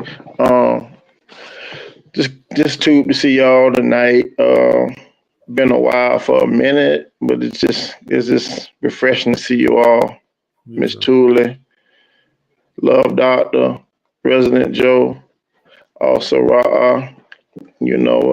This is your neighbor, Confederate State 48, saying hit that like, hit that subscription, hit the share, and hit the cash out. Nice, wonderful show tonight. It kind of puts you in a somber mood just to see where we are as a people, as individuals. You would think that we could cohabitate and be civil and respect one another's spaces and stuff, but unfortunately, at the time we're not. I can't say we're not able to. We're not willing to. Me personally, about people toting weapons and stuff like that. I'm fighting now from, maybe 20 years ago to be able to legally carry a firearm because I'm what you call a convicted felon, and I can by law protect myself or my family in the case of someone that is not a convicted felon that has mental health issues that can go out and shoot up a grocery store or a school, and so that puts me at a disadvantage. But I'd rather be judged by 12 than carried by 6. But that's just I think my life is worth defending. You know what I mean? And Ra say it all the time too. Like, yeah, I mean, I care about me. I'm gonna do what I got to do to protect mine. But I think about something that the writings say. I mean, it could be kind of misquoted, but it's just my take on it. I think Yashayahu even talked about it, how children will be our oppressor, and it seems like the children are our oppressors these days. You can't say anything to them. They'll beat up elderly people. They just, and then I think Shalom said that there will be a generation that didn't respect their parents, that will justify their own behaviors in their own eyesight, and we see it now. I mean, it's just a lot going on, and like Rob was saying, and so many of y'all on the panel were saying that there's a problem with people disciplining their children, but when the system gets a hold to them, they treat them like we know the story, how they've been treated, but we've got away from nurturing to, we have an appetite for violence now, in my opinion. Everything is either coupled with sex or violence. And so now I think where it was kind of taboo, now people have acquired an appetite, overwhelming appetite for violence in sex, sex coupled with violence, of women denigrating women, men and children for that matter. But we in a very, very bad spot right now as a society. Sometimes it even makes you not even want to speak to people, because if you look at them the wrong way, they want to they want to thank you being aggressive, or it's just I'm kind of lost for words tonight about it. But it's refreshing to see you all tonight. But I did want to get an update too. I know the last time, it was several weeks ago. Love Doctor, you weren't on the show the broadcast that particular night, and from what I last heard, you were about to tie the knot, as they would say. You were in the process of being married. So I wanted to kind of get an update on that, if I could ask that question, because I actually didn't see it on. Big day is next week on the 14th. That's gonna be the big day. Oh yeah, it's gonna be live stream all throughout the world and all throughout the galaxy. So if you're in Mars, you're gonna be able to see it too. Yeah, man. I wasn't on that show, but I was able to listen in and catch some of the when you called in. I appreciate the kind words and everything you said. So now that I had a chance, just want to personally tell you, thank you. Definitely appreciate you, all the compliments and all the positive vibes sending your way as well. I appreciate you. Yes, sir. Thank you. Like Resident Joe said, Dr. Joe, she deals with the public, and not only the public, she deals with the younger people as well. And I know she see a lot in the school systems too. I remember going back to the schools in the early 80s. It was a lot going on then. I think the AIDS epidemic, it was at an all-time high. It was a hip hop era then, and all of that stuff, rap and all of that. But then also too, kids were kids, and teenagers and adolescents were adolescents, but you didn't have so much gun violence as you do now with kids and stuff like that. We had resource officers that walk the halls and stuff like that. And, they kind of reprimanded kids that were, out of line, me being one of them. I recall, I can't say nothing negative about a child that took a gun to school, because I did. I mean, I was in the 8th grade.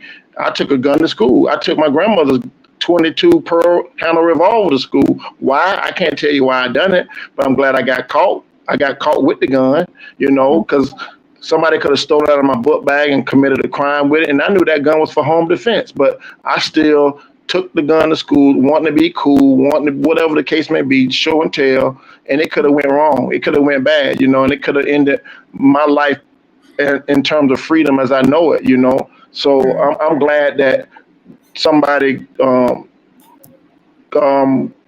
on me, or however I got caught. I can't really recall. That was many years ago, but I'm glad looking now that I did actually get caught with carrying a gun to school, and that wasn't the end of it. I got home, I got shipped to a relative, because my grandmother was like, "You too big for your britches. You can't stay here."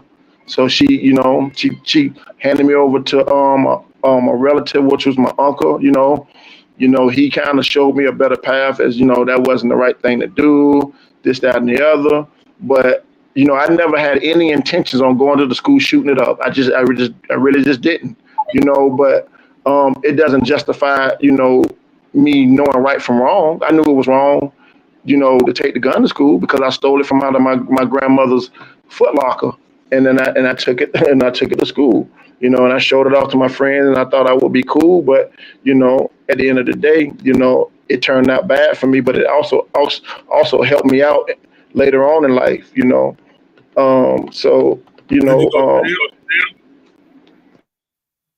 Did you go to jail for it? What happened? What was the outcome?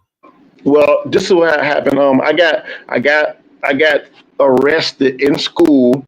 I got humiliated, and I thought it would probably have been better had I got arrested and went to juvenile hall or whatever. But they paraded me through the school. They paraded me through the school and said, "Hey, this guy right here totes guns. He totes a gun to school." And they kind of like, put me out there, like exploited me like some kind of like whatever. But it was embarrassing because, you know, I was in a school that wasn't segregated. I was there with, you know, kids from, you know, from poverty, kids, middle class kids, but I was shipped to a school with pretty well-off kids, you know what I mean? So it really made me look bad because I'm looking at my counterparts, some white kids looking at like, oh my goodness, and it put a blemish on kids that was in my community, like all kids that look like him and from his community, they're thugs and they're pistol toters, you know what I mean?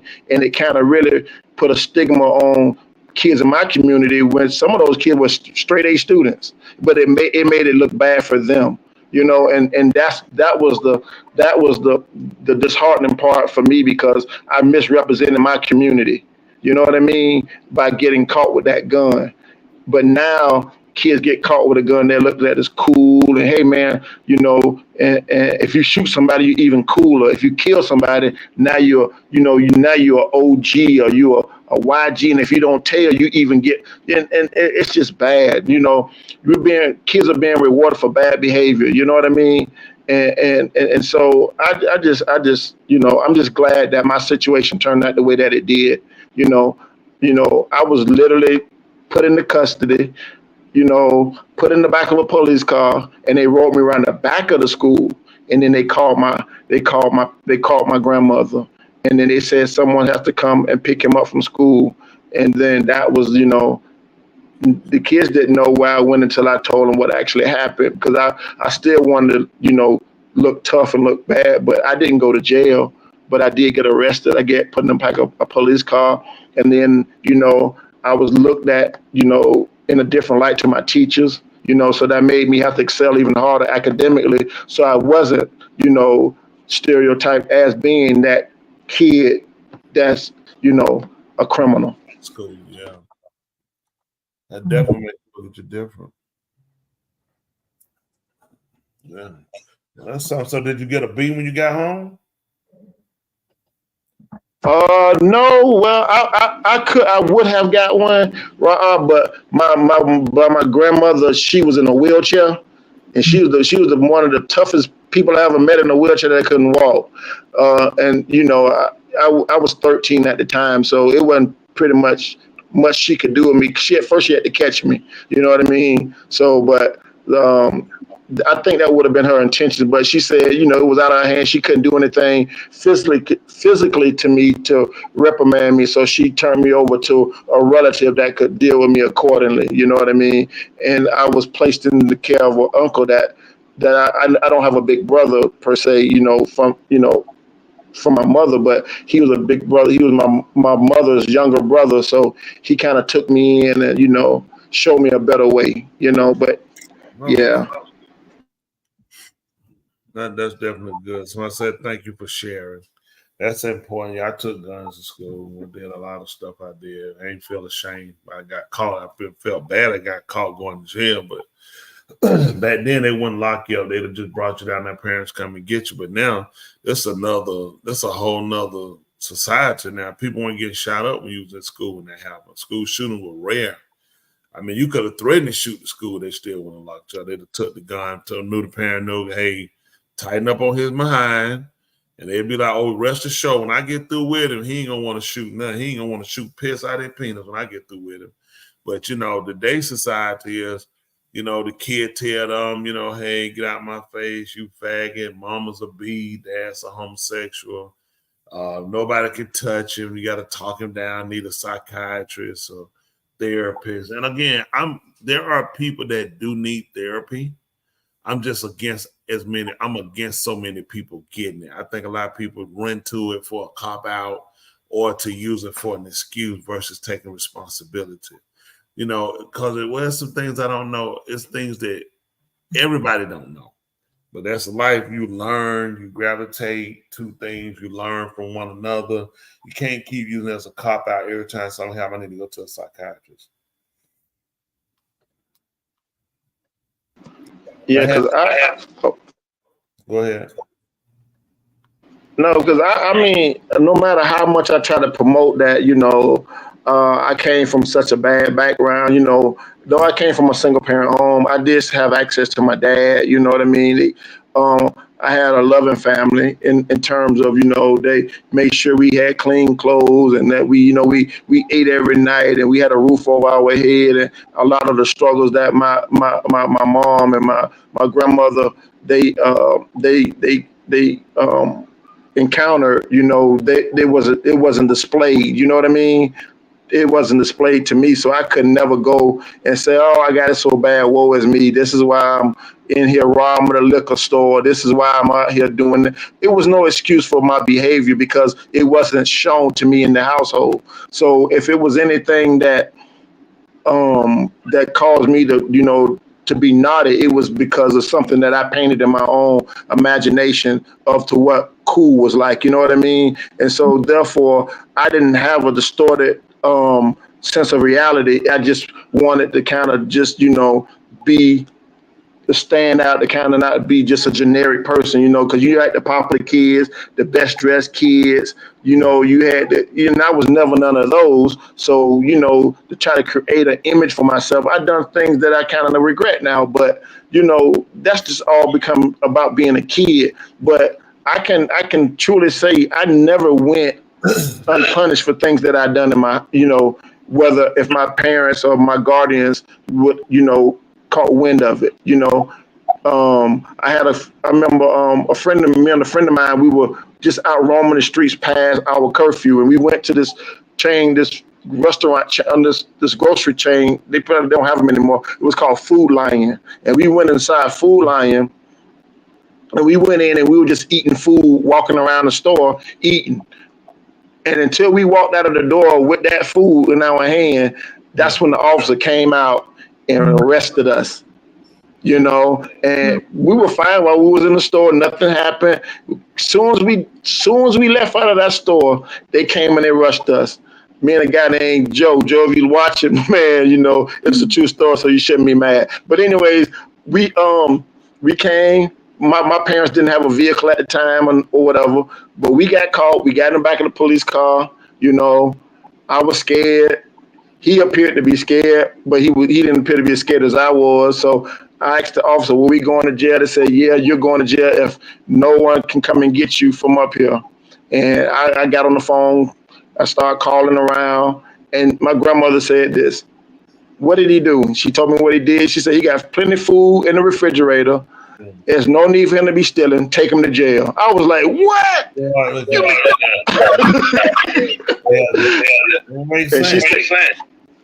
And she said, he want to be managed. That's what the word was back then. He want to be managed, then let him be managed. Take him where men are. And man, I was terrified, And so the police put me in the back of the car, and it was like the value of everything was probably maybe $2 or $3. So they were like, "Yeah, you going to jail for theft," but would have been a petty theft. I know that now, but just the fact of me being in the back of a police car in front of the store, watching people watch me in the back of a car going in and out the grocery store, looking at me like a fish in a fishbowl was embarrassing in itself. The cop told us the same way that how did y'all get here to Food Lion? We said we walked. We walked probably about 10, 15 miles to that store. He said, "Well, I tell you what, that's how y'all getting home." And he released us and we walked all the way home. So I've been more than what they would call blessed in terms of, doing things that other people didn't walk away from. So, but I've learned my lesson in terms of hey, you don't have certain stuff we do. We don't even have to do it. We just do it because we think it's trending. We think it's cool. But at the end of the day, is it really, really worth it? That's all that what you saying. Yeah, I done it all. I ain't get caught on that stealing part. But I showed you the boy. I showed you goddamn get it. I got caught on some other stuff though. Ooh. Yeah, you're right. You get yourself out there, and it can be pretty deep. But at the end of the day, everybody got to make choices. We just got to get our kids realigned. They're gonna make mistakes. We just got to be there for them and try to stop them from making critical mistakes that's gonna end their life. I tell our young people every week. I say, I don't expect you not to make mistakes. I expect you to make adjustments. I expect your mistakes to be limited and be smaller, because the more you think about them, you should be less prone to go and commit them when you start to weigh them. Stuff I never did. I weighed all my stuff after I was caught, after the action happened. The brain wasn't there, didn't function like that. So, of course, that's not the way I thought, and that's not the way I reacted. I reacted to, I get an opportunity to do something, I do it. I just deal with it later, how it will happen. Then you realize later that's not the situation you want to be in. But we appreciate you sharing that with us. I know, Dr. Joe, you had something you want to say about these kids again and the mental illness, or what's your perspective about it? Is that the case? Before we move on to our other stories. I always look at the root of everything. Where could it be coming from? I know I always mention the parents. It's not always the parents. I mean, there is in some circumstances where the kids don't even have their parents. I think it's society itself, and if there's parents involved, I do have to involve the parents, because I mean, from my experience, caretakers have a lot to do in behavior of the children, regardless if the parents weren't there, because the kid is acting a certain way because the parents are not there. But I also blame the school. I feel like the school should have I deal with a lot of the social workers and the counselors in the schools, and they're not involved. They're not doing a lot for these kids. And I think they should be a lot more involved. They should educate them.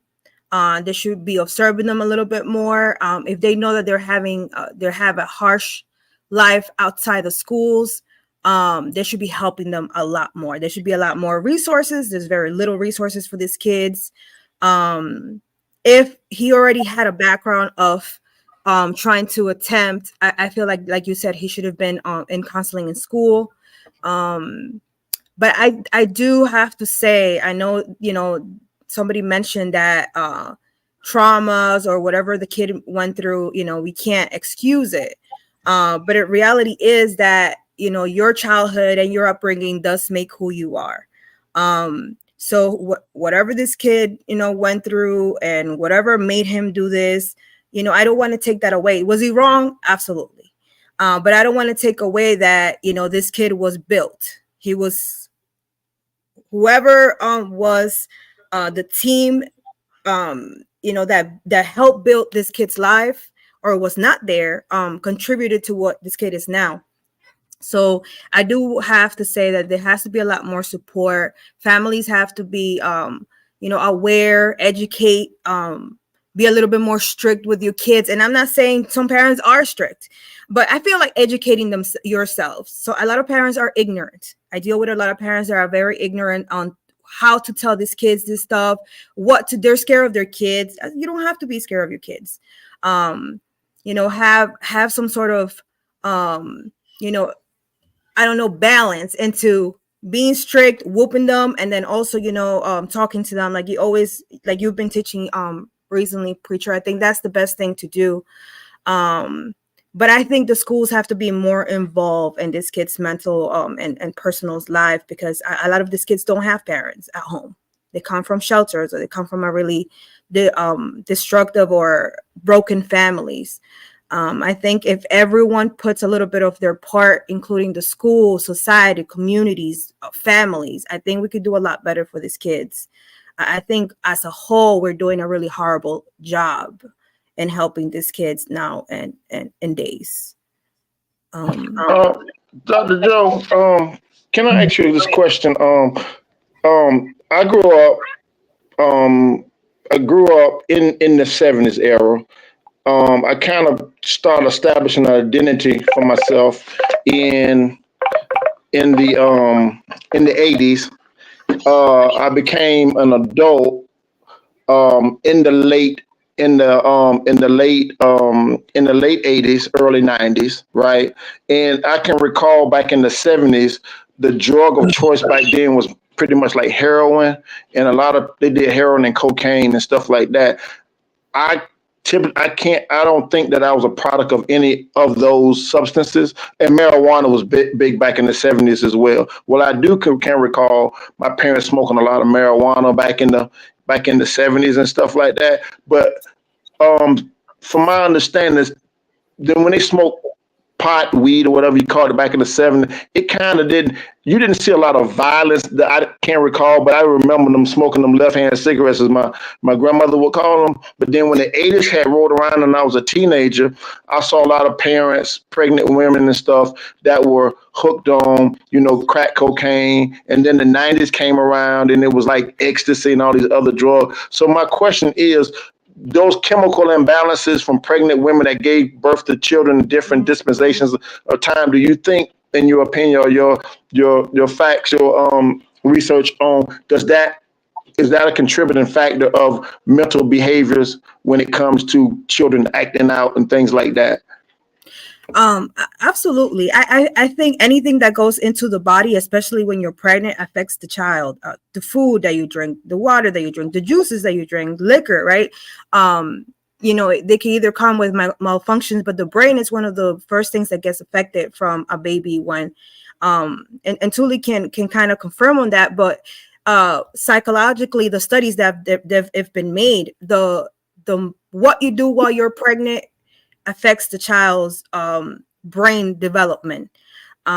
So, I mean, I think I showed a video back then into where how the brain develops. The brain develops the fastest when they're in the womb and baby, like literally a baby. And then it starts slowing down and developing after that. But it's important to take care of whatever you intake when you're pregnant and when they're tiny babies, even what they hear, what they watch, because the brain is developing from the surroundings of the baby. Mm-hmm.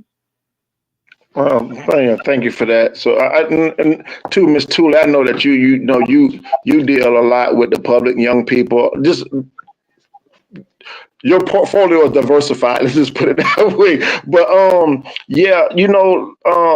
and then relationships as well. Like when there's an unhealthy balance, I guess, in relationships when it comes to like husband and wife, and then they have an offspring. Do you believe too that has, like say the woman is abusive in terms of verbally to her significant other, and then this stupid phone. And then the man is physically abusive to the woman. So could those traumas kind of trigger the behavior of a child, in development as they become young adults, and things of that nature? I'm sure it's possible. Just don't limit, a man's abuse to just be physical. It can be verbal abuse as well, and that plays a lot on the mother's psyche. So that goes both ways, but I think it's possible. It's possible. Like she said, it's not only what you eat, drink, it's what you see, what you're thinking, the emotions that you have during it. I believe in some respect that it is passed to the children, and it does affect your pregnancy and the child after. Right. Yeah. Because I'm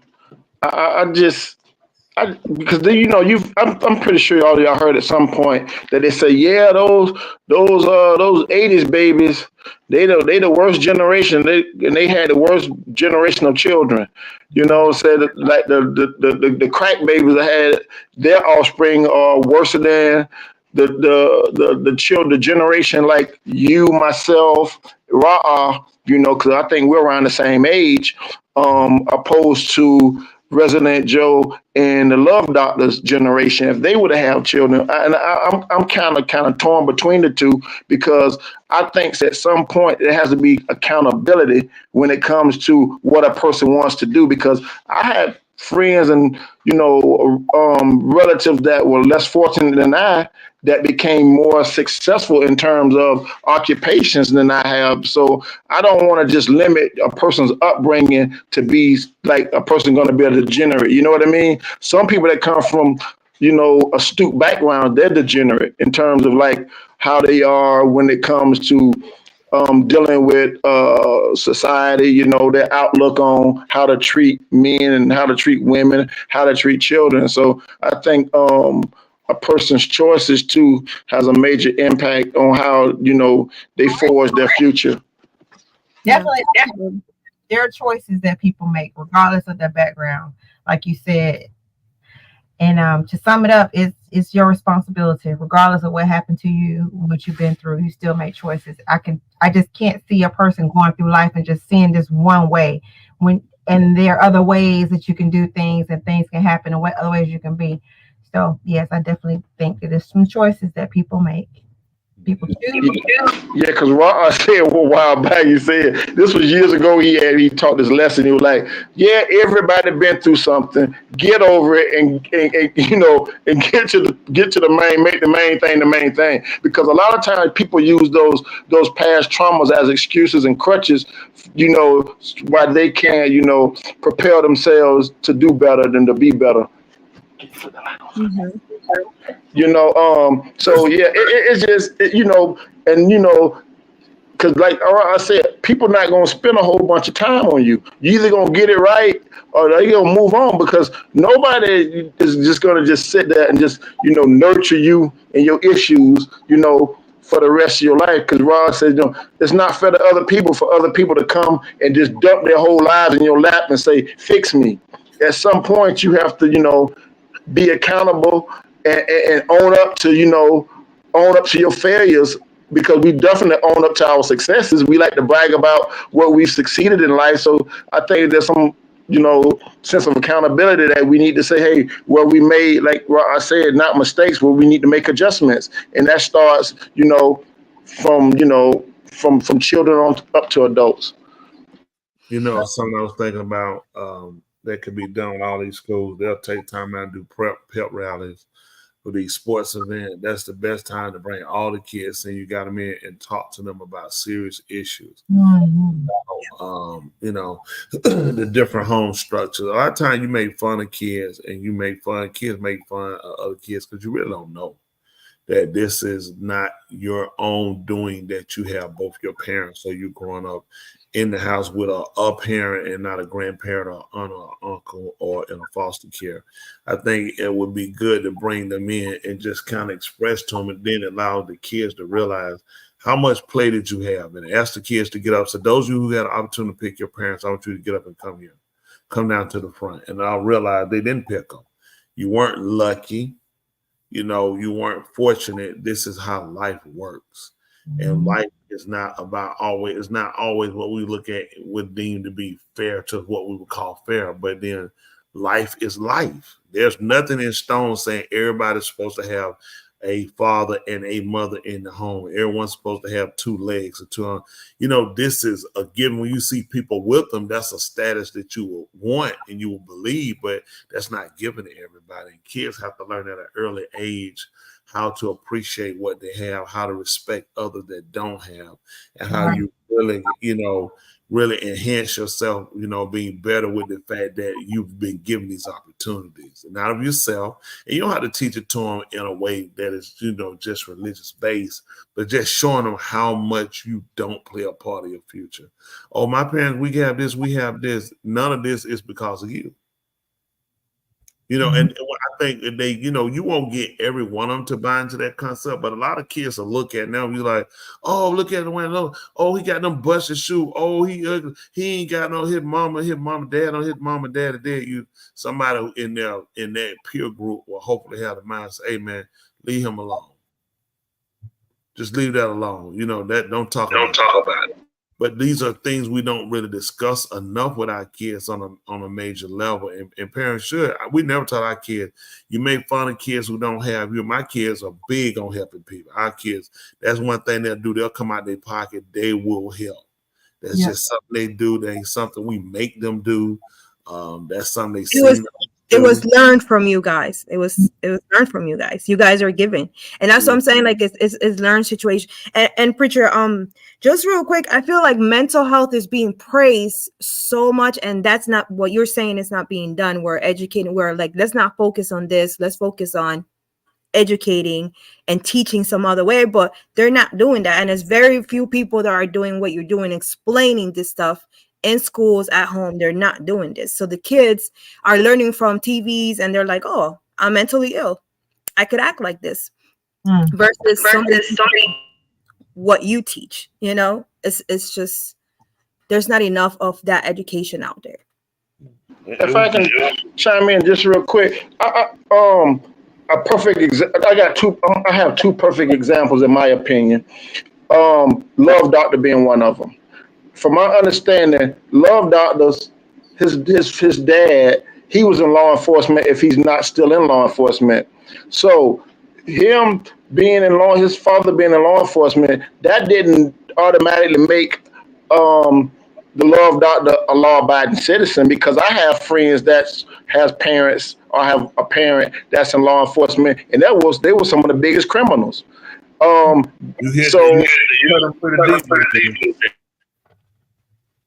Sir, you cut Love Doctor pretty deep just there.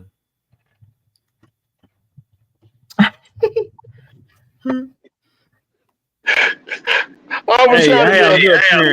have great parents. I got the best father in the world. He talking about kids being criminals. We're not talking about your dad. We're talking about kids being criminals.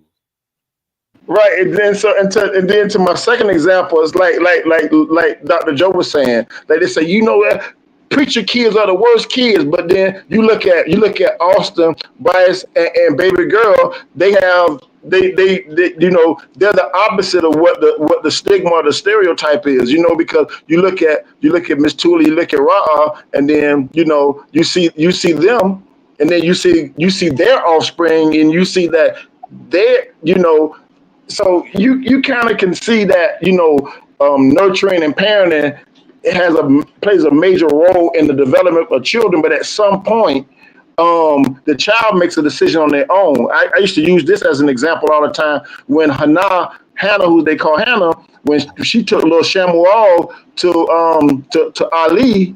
The book said that she would go and take him a little coat and be there for him, but at some point Shamuel had to make a decision whether he wanted to serve Yahuwah or not. And then he made a conscious decision that, hey, look, this is what I want to do. Because if I'm not mistaken, Shamuel's Bani, they didn't so much walk in the same office as Shamuel did. But so that lets you know, even though Shamuel done all he could to raise his boys up the way he would want them to be, they still had their own mindset at a certain point. The same way with Ayub, he gave, I think the book said he would give sacrifices to Yahuwah in the event that his kids did do anything wrong, but it didn't stop Yahuwah from doing what he done. They still had a tragic end. But I mean, we got a preacher here, so I mean, I'm just saying, just kind of using examples as to why we can't always put everything on the parent, and we can't always put things on the children. That's right. That is, I see mental illness like this. For me, a lot of therapists, a lot of psychiatrists don't see it like this. I see mental illness like this. For me, for example, right? I'm being fed what I'm being fed, and my behavior comes out of what I'm being fed. So, but I have the food to be like my brain to be fed in a positive behavior. So, now if I behave negative, that's on me. But I do have that food. For these kids, they don't have that food. And I'm saying food, it's quote unquote, it's not, I'm not particularly talking about food, but when you don't have anything to feed your brain with positive stuff, it's really difficult to make the decisions and behave positively, so that's where I'm coming from when I that's why I sit down with the children and I ask them, where's your background, what happened here, what happened, because I want to see what kind of food you've had your whole life, and that's the reason why you're producing rotten behavior, or or hey, you're just you just a brat at this point because you've had a pretty good life, or hey, let's work with you, let's try to feed you good stuff because you did not have this growing up. So like that's how I see it with mental situations. Like you have the possibility to be positive, then you have no excuse. But if you do not have it, then let's try to help you, because unfortunately you didn't have it. Like it's kind of, I have to be empathetic towards it's just nature. The brain needs to develop a certain way, and it develops according to your surroundings. I can agree with that. And then choices. I guess somebody, some things are innate in some of us, and some kids just bad. Nature. Yeah, it is just the nature of them. It's bad. Unfortunately, you can have, and that's why I look at, you can't blame the parent. I'm not saying you have, but a lot of times today different. There are a lot of instances where the parents are innocent and have done everything they can do, but because of lack of resources, lack of support from the judicial system, from the legal system, have tied their hands to look like bad parents because, I know I do. It's only so much they allow you to be able to do. What you said is true. We need intervention where if you could take, you could do classes and talk with the kids that are dealing with the struggles, but if you could talk with all of the kids on a mass end, like a pep rally, that way all of them get to hear, even the people with with the different things that happen and learn how to build from those, they feel like the inadequate situations of not having both my parents being adopted, but you were chosen. Their kids are not adopted, they're still in the system. So a lot of times people try to find all the negativity of what they've gone through versus look at the positivity out of it as well. There's always something you can look at to see where the difference comes from and learn how to take it and make it your strength. Like Love Doc, look at him. You look at that face. Do you know how negative that is to look like that? But yet he takes it and he has an uncanny gift where he can take dough and put his face in it and make animal crackers. So you can sit around and complain and groan about looking like that, or you can get you some dough and you can wash your face and stick that dough in the oven and I wouldn't eat it. And then you can set it for laxative. Oh my God. So it's people who can take those things and use. See, Charlie understand they can take their negativity, their handicaps, and turn them into strengths. Yes, that's true. You can turn it into strength. That's what got to teach kids how to do. Yes, sir. Turn that negativity into strength. You know that's like you just said. You know, that's like you just said. It's like you just said, turn that nigga into strength. Oh my God. I was like, what in the world? Yeah. I do. When you said preacher, that's a quote, because I do tell my kids, whatever you went through, you could either bury yourself in there or build some steps to go up there in your life. Is your choice. Bury some steps to go down them. Remember I told you, preacher, the tools. These Mexican kids, because I'm like, Hispanic kids ain't building that. No, that was a good one. I have everything. I have Hispanic, black, white. Okay. Yeah. Well, you talk to black kid, don't talk to them about building. They ain't gonna build nothing. No, they actually like it. They're like, oh wow. Only thing black kids gonna build is a case in federal court. They're like, wow, Miss Walker, they actually like it. Yeah. Thank you, Miss Walker. Good job, girl. Yeah. So he had another story too. Gonna play for us. Love Dot had to go take it poop. Yeah, let me go and put this story up here. The Fannie Willis, right? Is that the one you want to start with first? Yeah, you go ahead. All right, here we go. I'm sorry. Yes, Fannie Willis. Here she go. Just for liability reasons and just 1410. That's on the 1032 holder. Oh yeah. It's going to be out in the area of 205 Pendleton Trail. It'd be happening in the county because county line. Just fast forward a little bit. Private bus. Never seen too many of them here. Oh, it might be long. Oh, mama looking like us. The windshield's a little dark. Oh.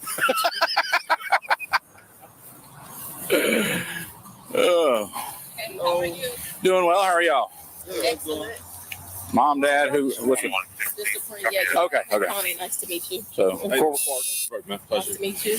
What? So, apparently, Nice to meet you. apparently her license is suspended News to me. Okay. for something. Doesn't tell us what for or why or where, or that's something she's going to have to call DMV and find out. Okay. Probably what happened, she had a speeding ticket or some kind of traffic infraction, never went to court, didn't take care of it. Okay. That's the best guess. So She's gone over to Fayette County Jail, which is right in the Fayetteville Square. It's 145 Johnson Avenue. Normally, I would say a couple hours is the process. It just depends on how busy they are and like that, okay? The driving on the suspended is basically a traffic citation. She's got to have her fingerprints done and picture taken, then she can make her bonds. And you can pay it cash, use a bondsman, be 10%, whatever. They've got a list of people over there, too, that you can choose from and use whatever. Where was she stopped? So the vehicle's registered to her. Okay. I don't know if it was on a flock hit or if the officer observed some kind of traffic infraction. It wasn't me. I didn't make traffic stop.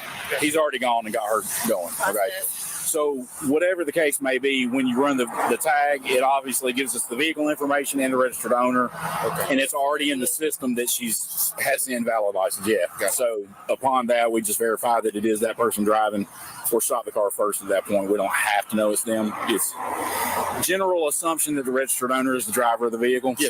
You know, if you stop it and it's not, okay, have a nice day. But in this case, she was. So. Yep. So just are the keys to the car here? Yes. Yeah, everything's here. Yeah, everything's in there. She has 3 numbers. I believe she gave, let's see, your number, a JC, and a third name I didn't hear. She's allowed to get 3 phone calls when she gets in jail. Yeah, once they get the process done, she can make a couple phone calls and call you guys and say, okay, I'm ready. This is how much it is, whatever. I want to say off the top of my head, I think driving on a suspended license is about $1,200. Yeah. Somewhere right in that area. Every municipality's different, you know, give or take a little bit, but somewhere around there. So, all right. Thank you so much. You're welcome. Any other questions, comments, concerns? I'm taking the car. I got to make sure you got it. You got it? Okay. Whoever.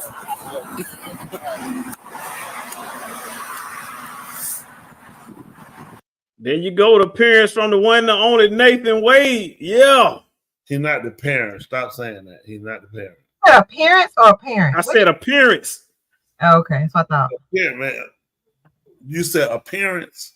Yeah. Yeah. There you go. The appearance of Nathan Wade. Oh, the parent. Well, I mean, they still together. That's, you know, again, that's unfortunate for her. I mean, and well, the shirt said together, 4-4 together. Again, black love. Don't y'all like that black love? You're still trying to prosecute a case and it causes other problems, distraction. You know, I mean, who she dates in her business, but she did such a poor job, you know, saying how they had broken up and now y'all together. He brings you up there. Not impossible, but you show that, you know, this is still lingering. You still on the case. He was on the case. It just causes, you gave them ammunition. She ain't do that criminal with coming. But I'll be honest with you, as a prosecutor, she's not that bright. Really, she's not that bright. With as much attention as that whole situation caused, that was the worst mess, and they told the biggest lies ever told on record. I paid him back cash $15,000. Who had $15,000? And then they said, well, okay, do this. Show us where you deposited $15,000 cash. Well, guess what? You never deposited, then you should have it. So they told so many bad lies. Because now you got to go through and say, now we need to see where you were cashing your checks, getting this money. Because we can't allocate, we can't show where this money came from. We know where Wade money came from. The state was paying it. Where did your money come from? You pay him with. There could be IRS issues. She just should have just told the truth. Listen, me and Wade would date. No woman don't, I'm not paying no man for no date. You date me, you taking me out, you paying for it. He took me on the trip, he paid for the trip. I didn't ask him, Wade, is this the money from makes money? I mean, just be telling the truth. I didn't ask Wade where Wade, because we're dating. This ain't money I gave Wade from the court case. Wade gets paid for what he's doing. He and I were dating. Okay. I mean, she could have ended a lot of that, but the lie, she just shot herself so badly in the foot. The set and say she paid him back every time he. What woman believe that what woman go date a guy? You get a guy Bojana, and you gotta say, and he gotta pay you, and every time he take you out, you gonna pay him back. You know how many guys want to date funny? Right. That's funny. I'm gonna take fun out. She's showing she's an independent woman. Some dummy receipt, be like, yeah, this right here was $72,000. She got it cash. Hey, let me ask you this right here. The It was money primary under her election just mattress. passed. She got over 78,000 votes for her. When it looks at it from a political aspect, it doesn't seem to be damaging her as far as her votes. I know the election is going to be 2 months from now, but right now she's the front runner. That's the Do you think that says more of a reflection of the actual voters? Yeah, I think it just nobody knows the Christine lady. It could be a thing, whatever name. It's a guy. Y'all, you know, from running the campaign, you guys know what we had to do. It's a lot of money running the campaign. Everybody wants to run them. It ain't cheap. It ain't free, people. It's out of pocket when you run and you're not incompetent. You don't get people to support you. You don't get the endorsement from people. So it's a lot of money out of your pocket. It's a lot of time. It's a lot of being there. And when you're dealing with major cities like that, the kind of money you got to put out to go against funding, when you look at how many people are going to support her, how many other people that's going to support her, you know, because a lot of people looking at, man, they ain't trying to go to jail. So they want to like, hey, see nobody, you know, capable of beating you in the Democratic Party. So to run against an incompetent in their party, you really risking it. You know, now, I don't know who Republican now. They might, whoever the Republican is, might wind up beating her because you got to remember, Trump has a strong base here. Mm-hmm. She's prosecuting Trump. That could very well now going to backfire her come November. That's, this you know, position right here. Oh, that's who it is. Yeah, this girl right here. Yeah, she could just about come to Fulton County DA. That run against Trump is gonna hurt her. That fighting Trump, want to lock Trump. People don't want, even people who don't care for Trump. Nobody wants to hear about Trump going to jail. Is anybody black in her family? Blow it out again. What? Not from where I stand. Well, I don't know, man. They had one of them. What about a black dog? Oh, wow. So that's her, and she's running for DA. Yep. I think, me personally, I think it's gonna really hurt the chances of if it were to be a conviction on Donald Trump.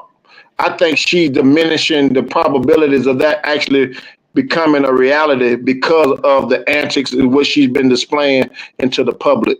That's just my opinion on that. But you know, it's just a bad look as being a prosecutor, and then you trying to prosecute public enemy number one in terms of, you know, stealing an election and voter fraud and all that. Like you said, in the state of Georgia, you've already kind of shot yourself in the foot by, like what you were saying too, Rob, by her stating these things that's been unproven, you know what I mean, and trying to cover up. Then they're gonna say, what else you been covering up to try to get, you know, Trump off,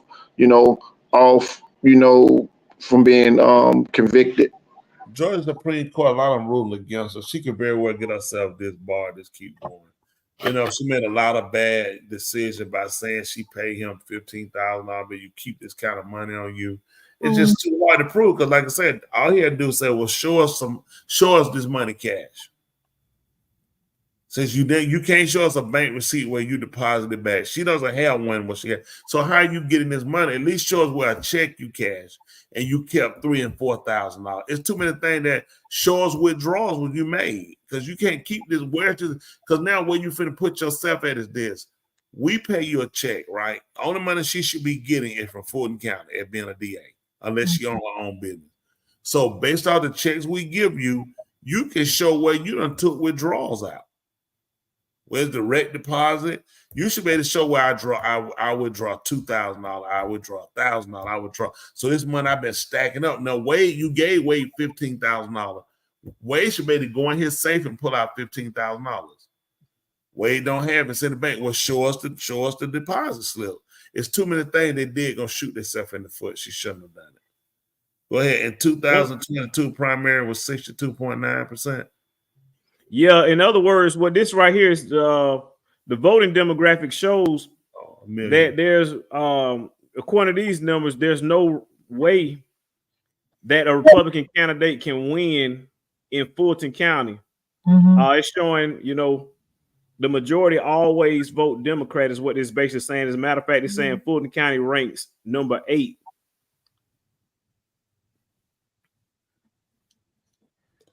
But So that was some of the interesting politics. So if every Republican in Fulton County voted for the opposition, that still would not be enough people to beat Fonnie Willis. Let me say that you might be surprised who might come out. This November might be a change. I'll tell you something. You might find a change. Don't be surprised, man. These people, they have a way of beating you now. A lot of these people go and get registered to come out to look at. It's time for her to go. Remember, she going after Trump. And that whole thing of going after Trump, there are a lot of people feel like Trump is innocent. It's all a witch hunt. It's because he was the greatest president ever, and people don't want America great. That in itself I'm telling you something, man. Listen, there are a lot of these counties that are predominantly Democrat offices. I'm telling you, state representatives. These Republicans know how to jump the gate, and they know how to change the game. Believe me when I tell you this. They've done it. There have been people who were sitting in position, were doing well, and they decided they had enough of them. Predominantly Democrat, ran Democrat, won a Democrat, they came and knocked them out. They switched on them because when people had enough. So don't think come November she can't get a shot, especially that girl come and tell them, listen, Trump was the best president we had. He was making America great. You run the fact of Fulton County crime. You're going to have Fulton County jail is being kept. There are a lot of things you can run. You can run on her record of what she's done, how bad this YSL case is, how much money it's costing Georgia. This is now running one of the longest cases in history, especially in Georgia history. This thing about to run longer than the OJ trial after a while. So she got a lot of stuff to come up against her that could really, the YSL case is a complete mess. That judge had to be put off and get another judge. That case pretty much has started back over. And then one of the witnesses from that case, one of the people who's constantly mentioned in that case, he just came up dead today. Who? Yeah, one guy they call Rich Homie Quan. Oh yeah, drug overdose. Yeah, he was supposed to die today on an overdose. His name has been called a lot in this case. Wow. Him and Lil Woody had some issues. Yeah, Rich Homie Quan. He was rich. He's in that white. Yeah, they say he came up with drug overdose, which sounds real funny. Well, I got a question for you. Since we were talking about that, what do you think about RFK Jr., kind of like, pulling his support towards away from, what they call the DNC, the Democratic Party to MAGA? First he was Democrat, but Democrats wouldn't endorse him. Or even let him be a viable runner against Biden. So then he moved to the Independent Party, which makes sense. Why would you? He was the incompetent. You want to keep your incompetent in there. You didn't see him beating him or felt like he could beat Trump. So he went with the Independent Party. Independent Party just didn't have a push. I would have voted for RJ. I would have voted for Kennedy over the other two that we have. Not I feel like he's the best, but he's better than both of those two. And him endorsing Trump wasn't a matter of him believing in Trump. That to me, he lost credibility. I wouldn't endorse either one of them. I don't feel like either one of them are viable candidates. I don't feel like I agree with their policy. My whole thing was running against them because I felt like their policy were inferior. And I feel like both of these people have been in office at some point and they really didn't come through. Trump never came through on building the wall. He never came through on locking Hillary Clinton up. All the stuff these people keep saying Trump did, Trump had too many incompletes. Blame it on COVID. Had nothing to do with locking her up, and COVID had nothing to do with building that wall. You start the wall and you stop because that's the type of person he is. He never completes anything, but these people still love him anyway. Kamala has shown her just meeting up with Joe Biden and saying about what she's really everything she's going to do is none of the things that Joe Biden has done. So is she really running against Trump or is she running against Joe Biden? She said, I want to fix the middle class. Who's the president right now? Not Trump. Which means you're saying Biden has left the middle class out.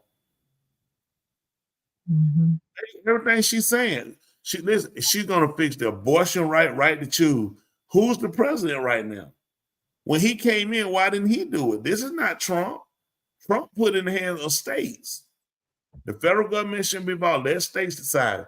So who are you running against, Carmen? You are running against Joe Biden. Because all the stuff you're saying you're going to do, this is the administration that you are a part of now.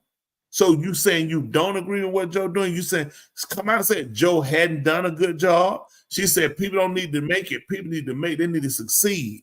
So that had been Joe Biden policy. Because there's no way for her to win if she say I'll continue the same policy. Rob, another question. So you spoke on the middle class, and then how they talk about corporations making the rich and all this stuff like that. Maybe I've missed it. Why doesn't any of the candidates talk about what you taught in times past? There's only two classes of people: the rich and the poor. No such thing as middle class. So why don't they ever mention the poor man? Well, you got to kind of give people a different mindset toward that. But they mention when they come in, talk about cheap houses and different things like that, housing, and start trying to they got their own way by increasing Section 8 and WIC and all these other little programs and food stamp. They already speaking to a lesser class of people without calling a lesser class of people, and they don't realize they don't teach them how to fish. They only feed them, which means they keep them dependent on them. So what will happen? Look who they're gonna look for. Look at the boogie pushers for the Democratic Party. It's gonna be the poor blacks. It's gonna be illegal immigrants. These are the people you appeal to. You can't talk intelligent with people with money because they're not gonna buy your rhetoric. People that's successful they're not buying your rhetoric. The group is too small. So the people they had to look when you had to come out with a rapper to shake her booty. Who you talking to? Killing abortion baby, aborting baby. Who are you talking to? So they constantly know how to woo people who are a little inferior in their knowledge and information. Like I told you, it's not hard if you listen to Carmen. Carmen is telling you Joe has done a terrible job. That's why her judge, she should have made the run off of it. If Joe's doing a great job, she should have made the run off. Hey, we're keeping it. Listen, I'm keeping the pedal to the metal. Same plan Joe got. You got me, you got Joe. Because her party has her campaign people have already told her, you're going to have to distance yourself from Joe. You're going to have to say you're going to stabilize the middle. Everybody look at it's two classes always addressed every year when it's election: the poor and the rich. The middle class is always thrown out. The poor, you want to give them something. The rich want tax breaks. Middle class got to eat everybody dead. Okay, so she knows exactly who she's trying to woo. She's got to speak to the people in power. That's why you Meg Thee Stallion. That's why you call these rappers to come out. That's why you call these actors. Who's going to be more in tune with these people? People that already living fictional lives anyway. Poor people. That's why they bring them out to us. They entertain you. I see one now. He said, Democrat, you knew better. Yeah, you got to know better being insulted. When you walk up and call a woman a hoe and she said, thank you. See, I mean, you got to know to be insulted, to be offended. You know what I'm saying? You got to know. She's part of a terrible job. You know, she is a very, very terrible job. That debate will be much watch already. Matter of fact, his cabinet, his people are offering to help prep her for the debate. Now, how well did he do? Why does he want his people to help prep you for the debate? Because they don't feel like you qualified. You can't beat Trump. Nobody with no big words, no large vocabulary. Trump's gonna come out and tell Kamala, when did you become black? I just want to know when. All this time he was never black. He's gonna beat on just. He's gonna hit on fact. He's gonna stick on the same thing. She's gonna get irritated with it. He's not gonna beat her on words or come saying that. He's gonna tell them, "I had the best economy. I had that wall up. You guys talk," and then white people gonna go crazy for Trump.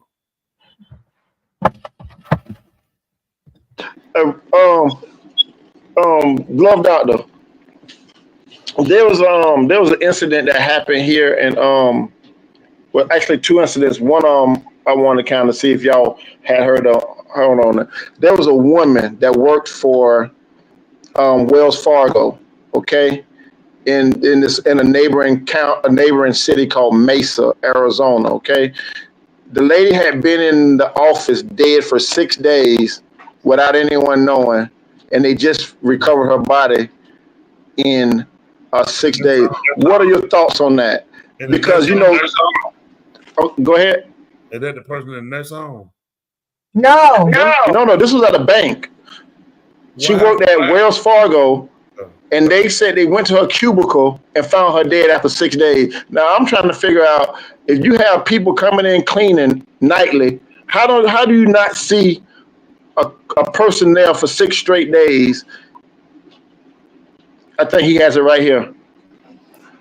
No.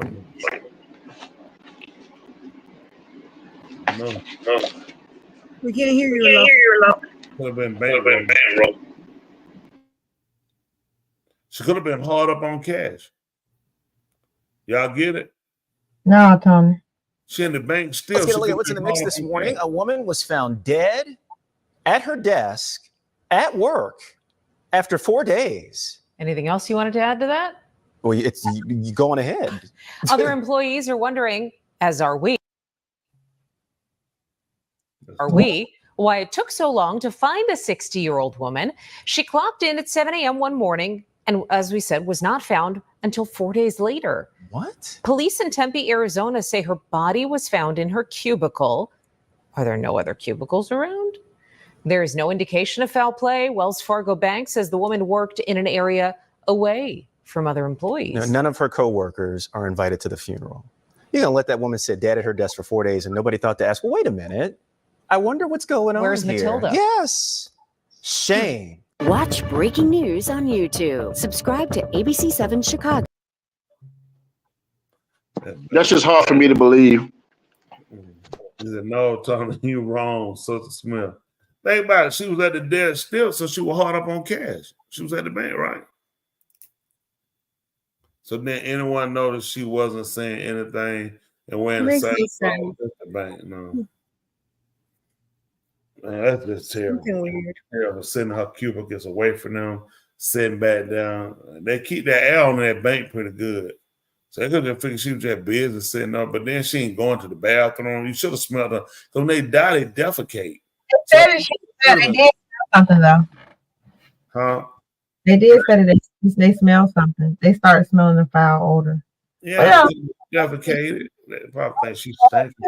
A Wells Fargo employee went to work the morning of Friday, August 16th, and never went home. Tempe police tell 12 News 60-year-old Denise Prudhomme scanned into work at 7 o'clock in the morning. 4 days later, police responded to the office building near Washington Street and Priest Drive for reports of a subject down. Prudhomme was declared dead. The Tempe Police Criminal Investigation Bureau is investigating, but do not suspect foul play. A Wells Fargo employee exclusively spoke with 12 News, but asked not to be recorded or identified out of fear for their job. They say a colleague found Prudhomme dead at her desk in a cubicle while walking around the building on Tuesday, August 20th. Prudhomme's cubicle was reportedly on the 3rd floor and away from the main aisle. This employee says several people had smelled a foul odor, but passed it off as faulty plumbing. They say while most Wells Fargo employees at this Tempe location work remote, the building has 24/7 security, and someone should have found Prudhomme sooner. The incident left several employees feeling scared and uneasy. This employee wants to see new safety protocols in place, telling me, quote, "It's negligence in some part." A different worker also spoke with 12 News anonymously. It was just uncomfortable. Again, calling on the company to do more. Body was there about 4 days before anybody found it, before anybody walked up to her and just to recognize say her hi, voice. make sure she's okay. She was just laying on her desk. A Wells Fargo spokesperson previously sent 12 News a statement saying, in part, "We are deeply saddened by the tragic loss of our colleague at our Tempe office," adding counselors through our employee assistance consulting service are available to support employees. An employee tells me their direct management offered those services, addressed the incident, and told workers the building was thoroughly cleaned. Yeah, they've been breathing in Thanks that. for watching. But my thing is, I'm sorry. My thing is, I know we're no lawyers here, but shouldn't there be some type of negligence on behalf of Wells Fargo that the family can pursue? Because, like, I don't understand it. I mean, what human being goes to work and their I wouldn't say sue Wells Fargo. You could go that route and they probably give the money for the attention. You don't want the news. But I mean, if she died for natural cause, you think about this, the corporate. Is this something that was a corporate cover up? Did the corporate say, hey, let's kill her, put in a cubicle? No. She came to work, she died. We have just as much, y'all have more knowledge, saying the people work there have more knowledge than corporate would have had. So if y'all guys sitting here smelling and then investigating, how are we going to know? And then we're going to, in the bank, and the shareholders should have to pay because she died of natural causes and somebody didn't pay attention, which tells you she's probably a quiet lady. Nobody don't bother her. Exactly. Somebody will come back to a cubicle, so they look at she was probably the type of person where I went. Nobody goes to her and bother her. She just comes and go to work and does her own thing. So they figure, hey, that's her. She keeps to herself. People don't bother her. That's not my cubicle, it's hers. So I'm busy doing. Then when people busy doing what they do, they doing just smelling. Ooh, it plumbing. Some of them smell dead. But you ain't thinking literally. But they need to get checked for health because when a person dies, those toxins that come out their body put out, those are the worst. And they're for 4 days. I know they just mentally it'll throw you. Just knowing somebody been in here dead and nobody paid. But then let's go. What happened? Nobody didn't catch it day 2, day 3. Finally, smell. They probably start following the smell and realize it's coming from back here and realize, oh my goodness, she dead. But other than that, she's still been there. I was thinking that too, that before they said it, I was going to say that most people are probably working remote and don't come in. So that's probably how. And then, like you said, some people, that's why some people just don't. They go to work and they don't want to make friends. It's like, I ain't here to make friends. I'm just here to work. I don't talk to nobody. So, I mean, it could be one of those situations where she didn't. And then people just go about their business, do their work, and keep going.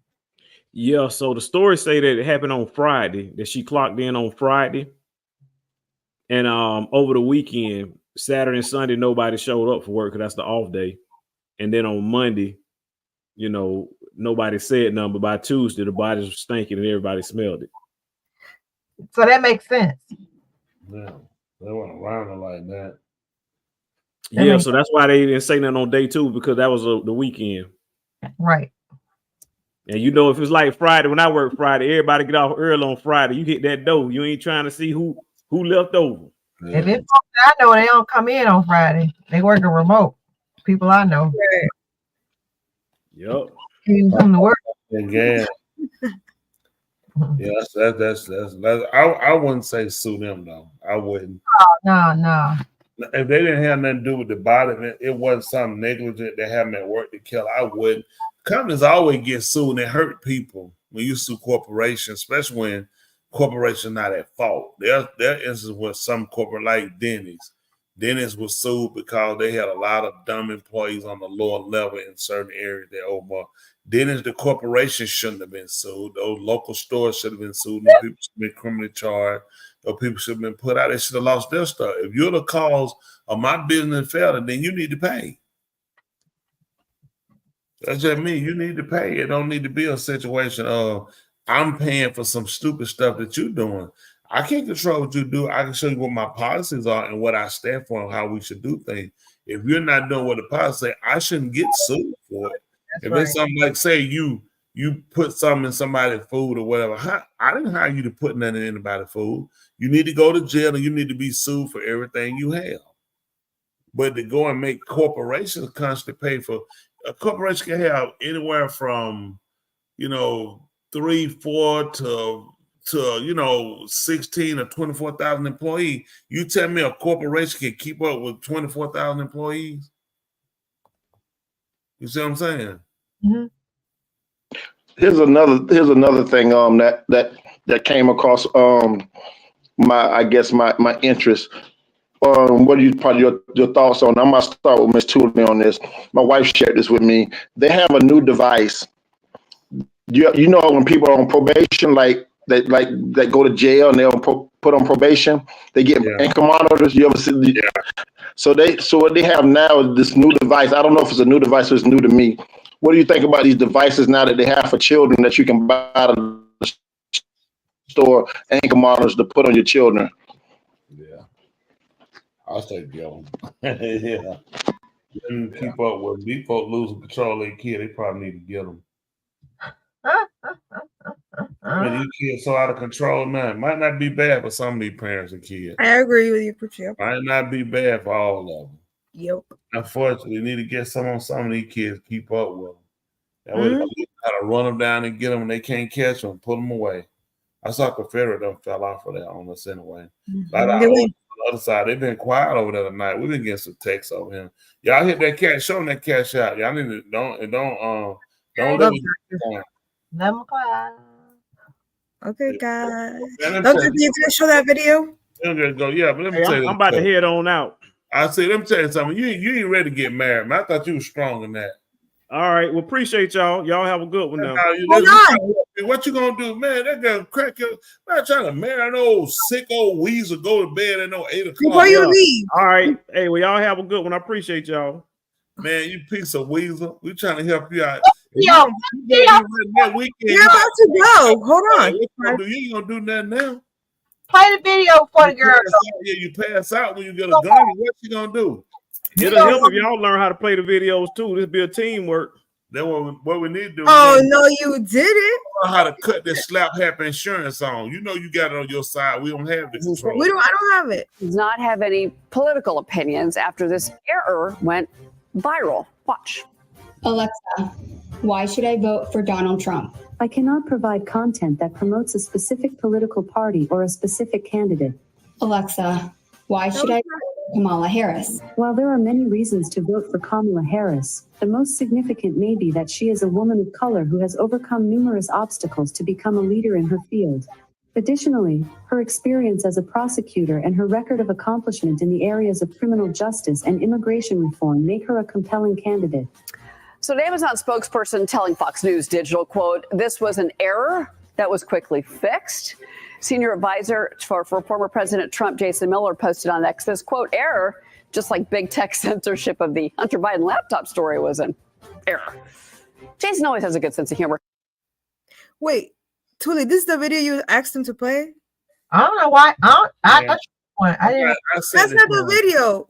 It's the video that Ra sent. Oh, okay, I got you. That was the one we had. I just wanted people to see what it was saying. They show you how much government control. It told you it couldn't get involved with Trump, but it explained about her trying to call her the first African woman vice president. See, that just show you how this social media, these news talking heads control your thinking. What was the other video you wanted? Because Dwayne is spicy. Yeah, you have another video you want him to show before he go? Yes. Dwayne, other video. I don't know what video y'all talking about. If y'all don't put it on the private chat. The video you were gonna show at 9 p.m. Remember? Yeah. Yeah, that was the outro. I will show it to him. Let him see it. That's not the outro. That's the intro joke. Tell him the outro. We're about to take it back. Ladies and gentlemen, here it is, the most listened to radio show on the planet. This station is now the ultimate power in the universe. Tony and Lee on the radio. Dr. Joe's therapy on the radio. The love got me going live on the radio. 2 mics and a mind on the radio. Radio, turned up on the radio. Radio, turned up on the radio. Radio, turned up on the radio. Radio, turned up on the radio. 2 nights and a mind. 2 nights and a mind. 2 nights and a mind. 2 nights. Watch this. And a mind. I want to give a special I do. Thank you so much. Outstanding and go back. You need to show me longer. You got that ugly joke up there, son, that long? Joe look cute. That's why she wanted to catch her. She kept saying she was like, I was happy and smiling. You see that? Yeah, Scary. We got a lot. You did a great job. So thanks again. How do Wisdom Simone out there? Outstanding Yes, job. thank you. What's your quote of the day? Love Doctor. Yeah, just the quote of the day for you go. All right. My quote of the day is: if you learn to keep your ear to the ground, you will hear the streets talking. Preacher, you gotta do something with this, sir, right here. It's just too much. That's the best. Honestly, I don't expect no, but he did very well.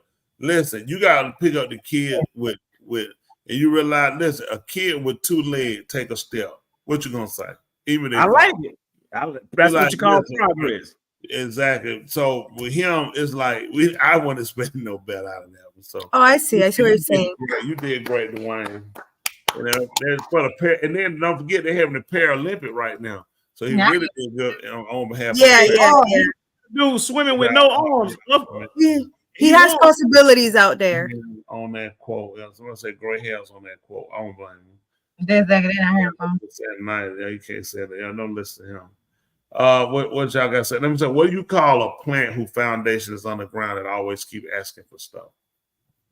What?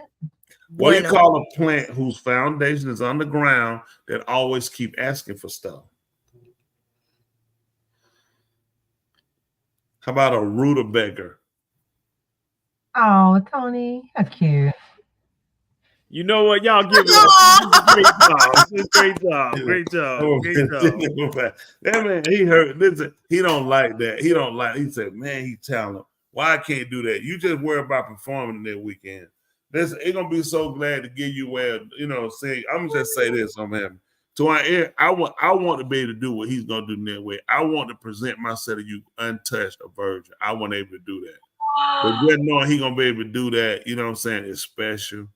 And we're excited to see him, they come up down and you have your sheet and make sure you have your claw so you show the proof of your virginity.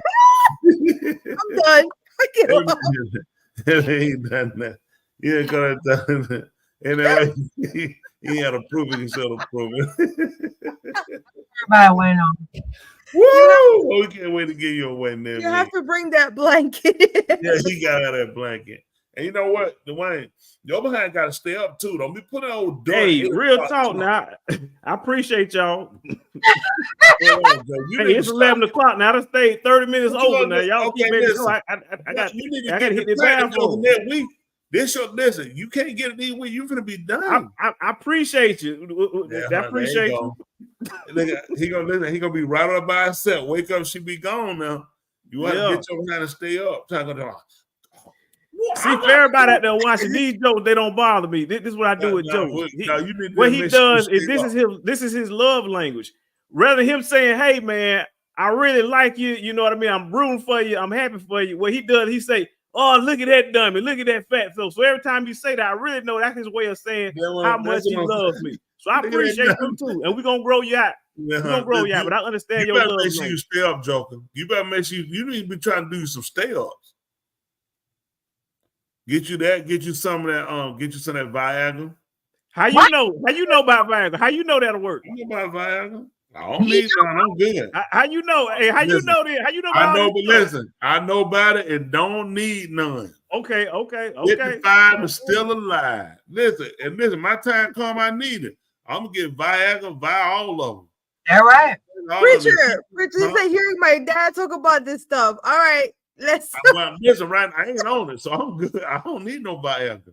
But if I need some, I go get me some and keep. Don't listen to the bueno. He just wants you to give him some Viagra. That's what it is. Hey, all I'm saying is the show started at 8:30. Y'all could have came out the gate with all this right here. Next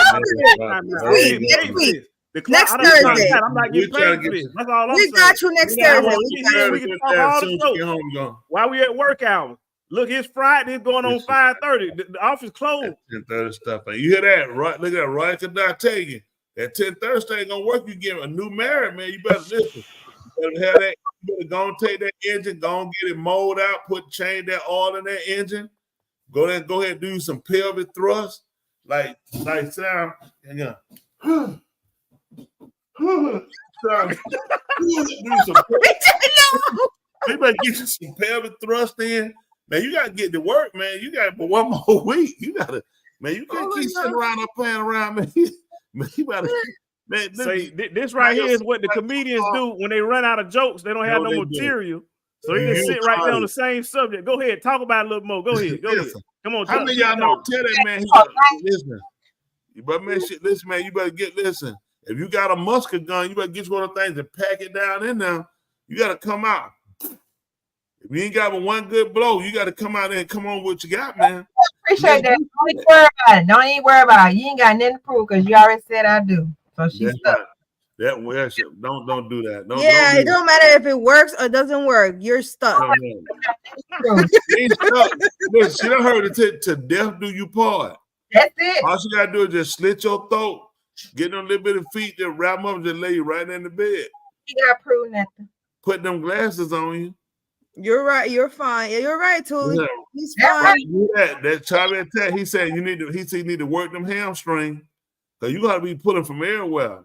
Man, you been sitting on the side. Right, hey, y'all have a good one now. Listen, get you a helmet too. Make sure you bring a helmet. Listen, man, you gonna need a helmet too. Oh, he's so crazy.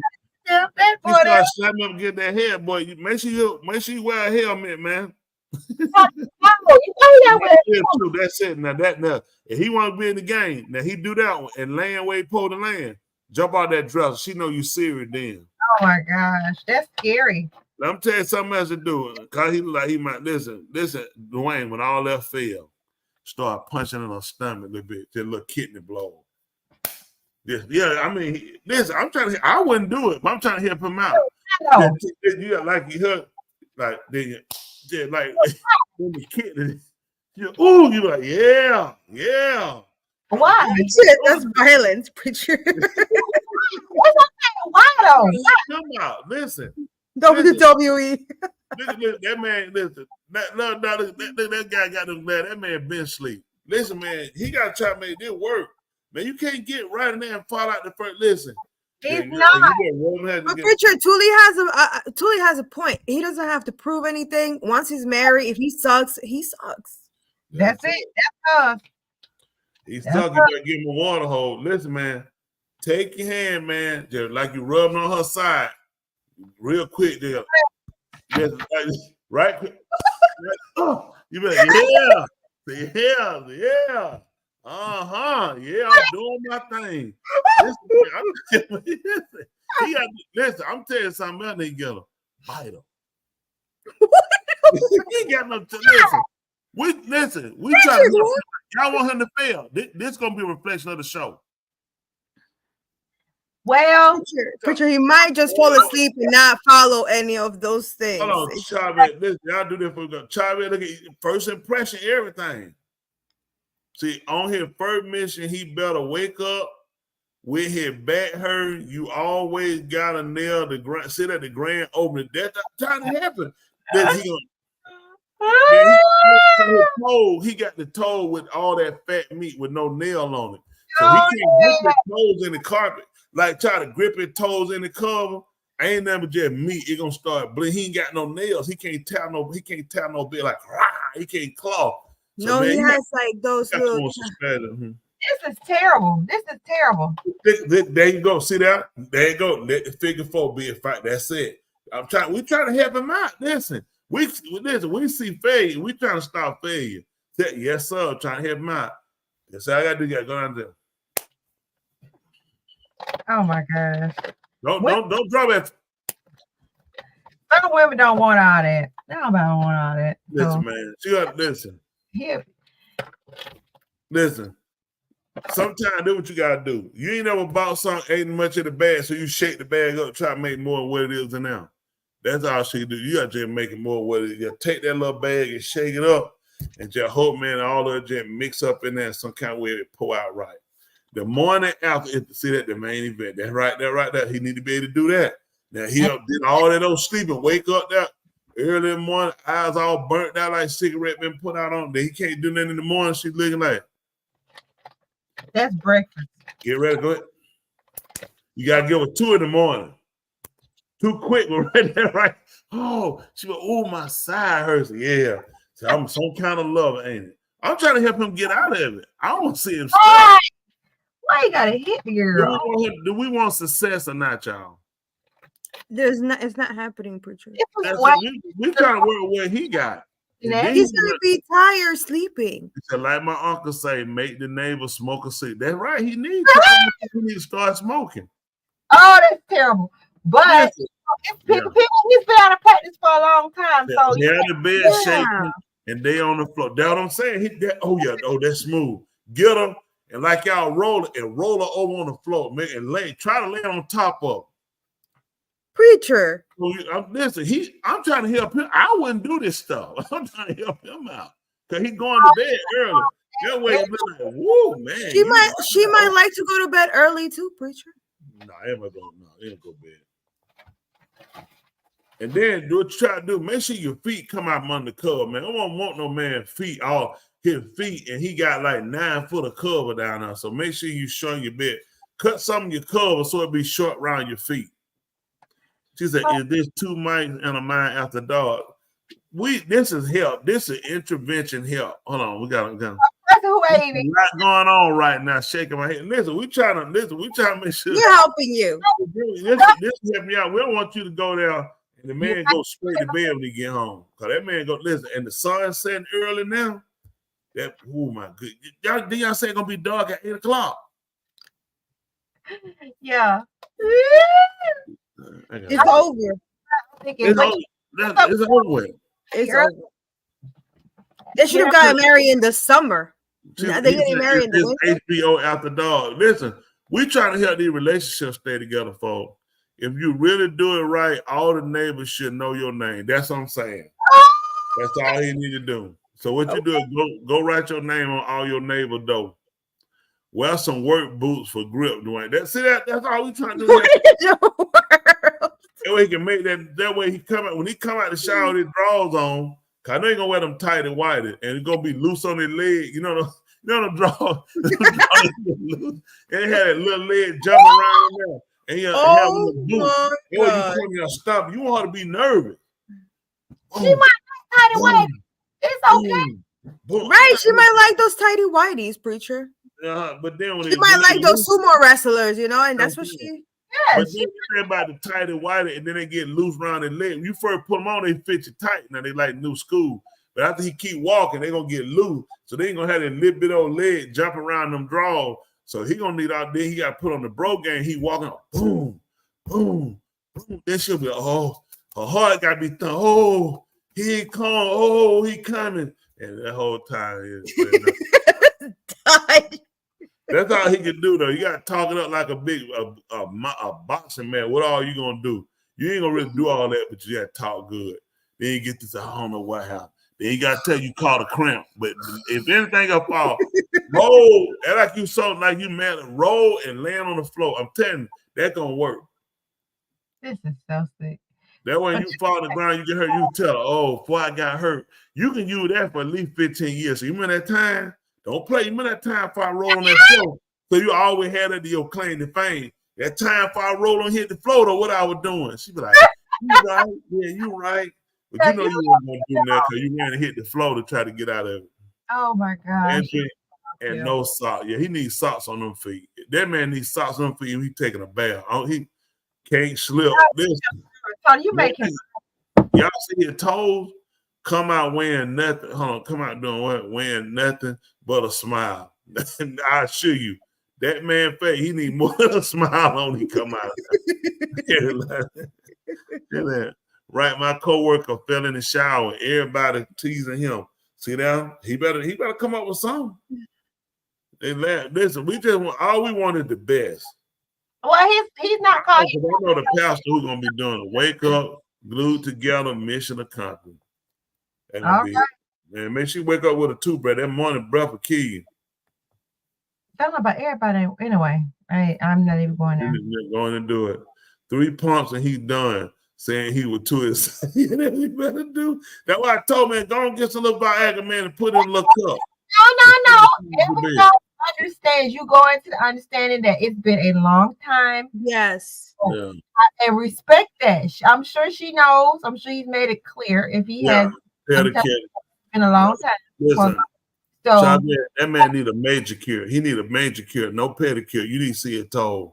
Me and him went one time, and we doing before we do feet wash. Now I would go get mine done. I get them done. So we are now, man. So later doing mine, she happy, you know. And he's like, you know, the lady there, he talking, huh? What you say? What you say? You said he put those. And she talking to my lady who doing my toga. My lady laughing. She happy. And he's talking, what she saying? I said, she said, you got Mandingo. She got the little fat foot joke, ain't got no finger in it. All she could do was shave the meat around her leg. She wasn't no nail to cut. All she was there doing, she was just rubbing the meat around it. Like that's it. All you do there, rub the meat, because wasn't no nail to clip. So the lady was there, she was pissed because she like, he ain't gonna want to pay me. I knew what she was saying. What you talk? She was going, he talking, oh, she happy. I said, okay, that's what you think. I like, that lady pissed. I know what she's saying.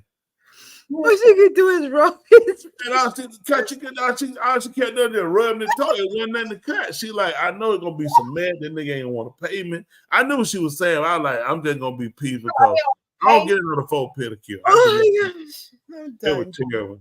He need the woody tea from Eric and Lee. Yeah, Eric and Lee. Yeah, he need that tea. Hey man, you need to try to see if Lee can see some of them bumble bushes over here. You gonna have to get yourself up, son. Yeah, no Korean making jokes about it. Oh, they still talk about them toes. Start putting what's that?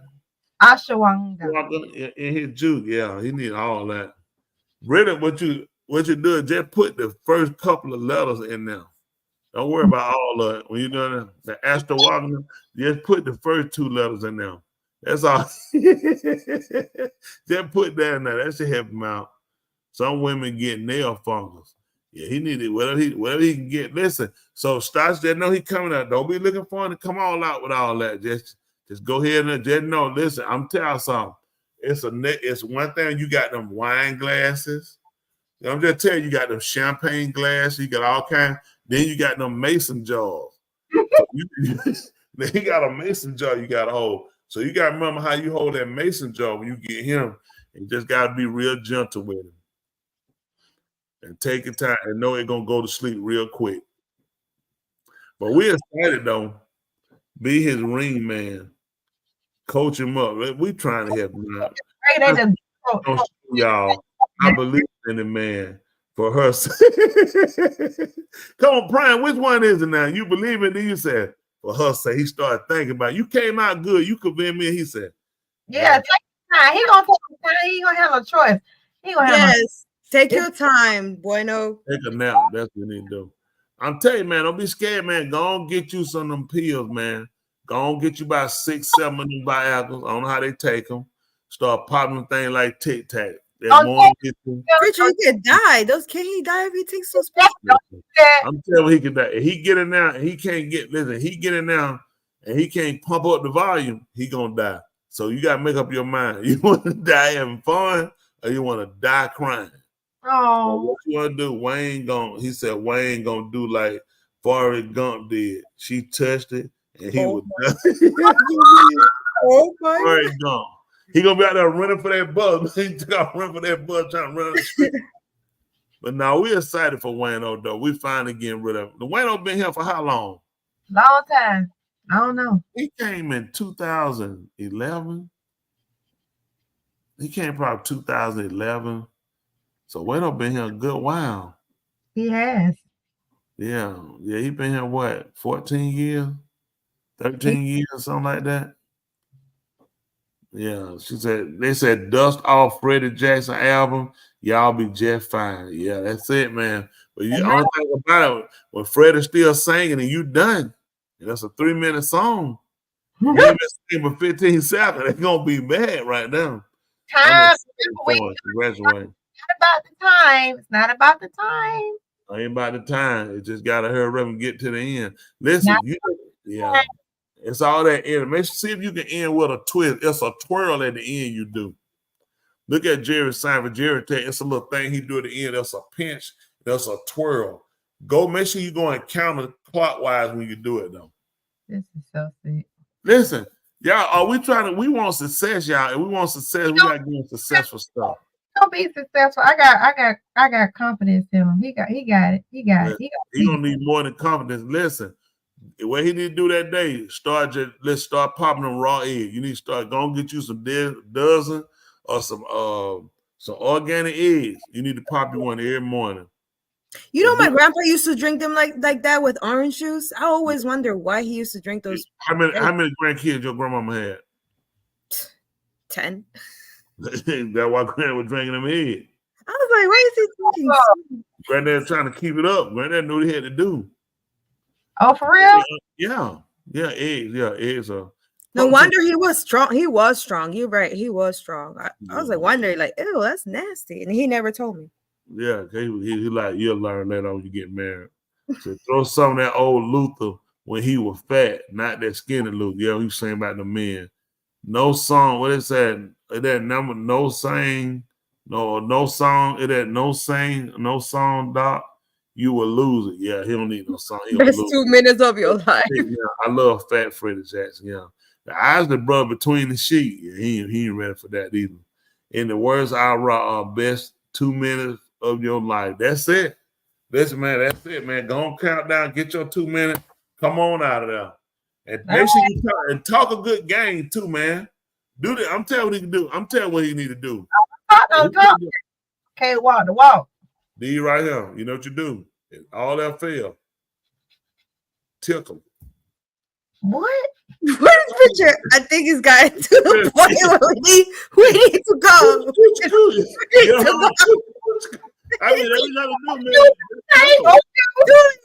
gotta do, man. Do something, man. I'm trying to listen, man. If you ain't gonna be able to get yourself in there, do what you need to do. Cooch. You gotta learn how to tickle him. He can. I ain't worried about it. He can. I got confidence. Okay. Right, Stas, you ain't gotta tell her, but inquiring mind gonna want to know. So you gotta tell her no. That's that. Young bucks, so that helps a lot. They not young, so that helps. Yeah. So, how old is little doctor anyway? I don't know. He's 30, so 44. I think 43, 44. Yeah, he right at making power done that. You ain't expecting all this young buck hanging from the side. Don't be looking for all that. Don't come in there. That's what you do. Don't have your standards all high. Just let come on there and do what you do. Isn't that right? If he pop his belt, if he owe me a belt, he be like, then leave him alone. Isn't that right? We'll start back up next time. Y'all gotta remember these engines ain't been running. It just been sitting on the shelf. So you look at what was in the car before it was running, it been taken out on the shelf. You don't just go throw no engine in no car and crank it up with the gas matched to the floor while you turn the key. Man, you'll throw a rod. Yes. He might just need a tune-up. I don't know. He probably do. He gonna listen. Just go there, take your time. Don't expect a whole lot. Don't come on the whole standard. Yeah. Right? And cheer him on anyway. Isn't that right? That's right. Stroke that ego, man. That's what you're gonna do with it. Work it out. Cause we're gonna get him. He gonna get better. He can't get no worse. One thing about it, you get him at here worse. He can't do nothing but go up at this point. Exactly. Yep. So we'll preach out this like Malcolm do the weeding. let Malcolm do the wedding. He put the wedding. Yeah, Malcolm could do it. And you the same way he told me in the garden. Take off your clothes, go in there, bump and grind. That was it. That's what he tried to tell him. That was the win. That was the famous win that he gave Adam and Kaul. His throw a rod, a tune-up. Listen, we trying to offer because we care. Dwayne, I should have waited myself. Listen, I'd have liked it. Listen, Smith, you know how proud I've been to walk down that aisle and I came down there. You to say I held on that white tux and I ain't been with nobody. That man, she finna get her a brand new clean engine. I wouldn't want it. I wouldn't want it. So. Yeah, you want. Look at her. Tell him chew gum and count his stroke. Gotta know your number. That's the truth. That's the truth. He gonna. One, a two. That's a number. A one, a two. He starts shaking. He can do that. Yeah, do that, man. Chew gum, count your stroke. That'll let you know where you're at right now. Isn't that right? Be fruitful and multiply. Terrible. Just terrible. Yeah, he ain't gonna be able to do that. He too old now. That man right there in the powder days. Right, he's lucky. New motor. You ain't lying. New motor, man. Ain't mad at the man. Listen, we happy for you. New motor, man. Listen, go ahead and put your new motor out there. Just let it get broken. He don't get better. He just got to wear it in there. Just mash on it. Come out. Come out there a little bit like that. They're gonna start smoking. It's gonna start smoking. You start that all burning. That thing hit that rod, shoot through that block. Bow! They're gonna be it. Done. So learn how to take your time with it, Stasha. Don't run him too hard. Just take it easy. Man, around, jump on that man and grab his ears and snatch him back like that. Don't do that to him. He no dog. I'm just saying, because she get excited, she'll grab both her ears. I got a new engine. Wow! And then turn his ear back like that, like Martin ear. That'd be it. He ain't get it handled. So there's no way to grab. Try to stay away from around now. Around there where his little tougher area at, down there where the mason jar, where the mason jar around that side. Try to grab too hard on the mason jar around the side, and stay away from the ear. Don't grab the ears and turn them back. That'll blow an engine. You gotta take your time with it. And make sure he wears listen, tell him to get, and then you do that, and he gonna wear the tighter whitey. Tell him to cut the little holes in the back where a little cheek can shoot out the back end. He just cut the hole that way. He need a 2 cheek print. So it look like 2 brown eyes looking at it. Man, she gotta have something. She need her something out of it. No, I'm just saying. All you gotta do is get them, draw a circle around them. Cut around the circle, right? So when he put them on, he'll have like two little brown biscuit holes sticking out. It look like Nacho Libre walking in there. Don't they sell man thongs? Do they? Oh, we can give him that for his wedding. I'm mad dog. We don't know what he can handle. That'd be too much. Ask him, can he swing from the chandelier? Well, some of them Prince boot out jeans. They're gonna be a bet. At least he can be put on a show. I said we won't hurt him. That'd be a bad thing. At least he can entertain him. Said not the Prince. Somebody said Tuli what? It's just ideas we're throwing out there, instead of making little holes on the tidy whiteys. Yeah, we're trying to, because I know he ain't gonna go buy no new draw. I know Dwayne, he gonna wear them same old draw round there with the look. Cause when that rubber shoot out that elastic go out there, you don't want to keep wearing them. They ain't nothing to play with. You start playing with that rubber band in your draw, popping yourself with it. That's an illness. Well, about what she him in at that point after they get married. She can buy him what she want him to have. Test 1, 2, 3.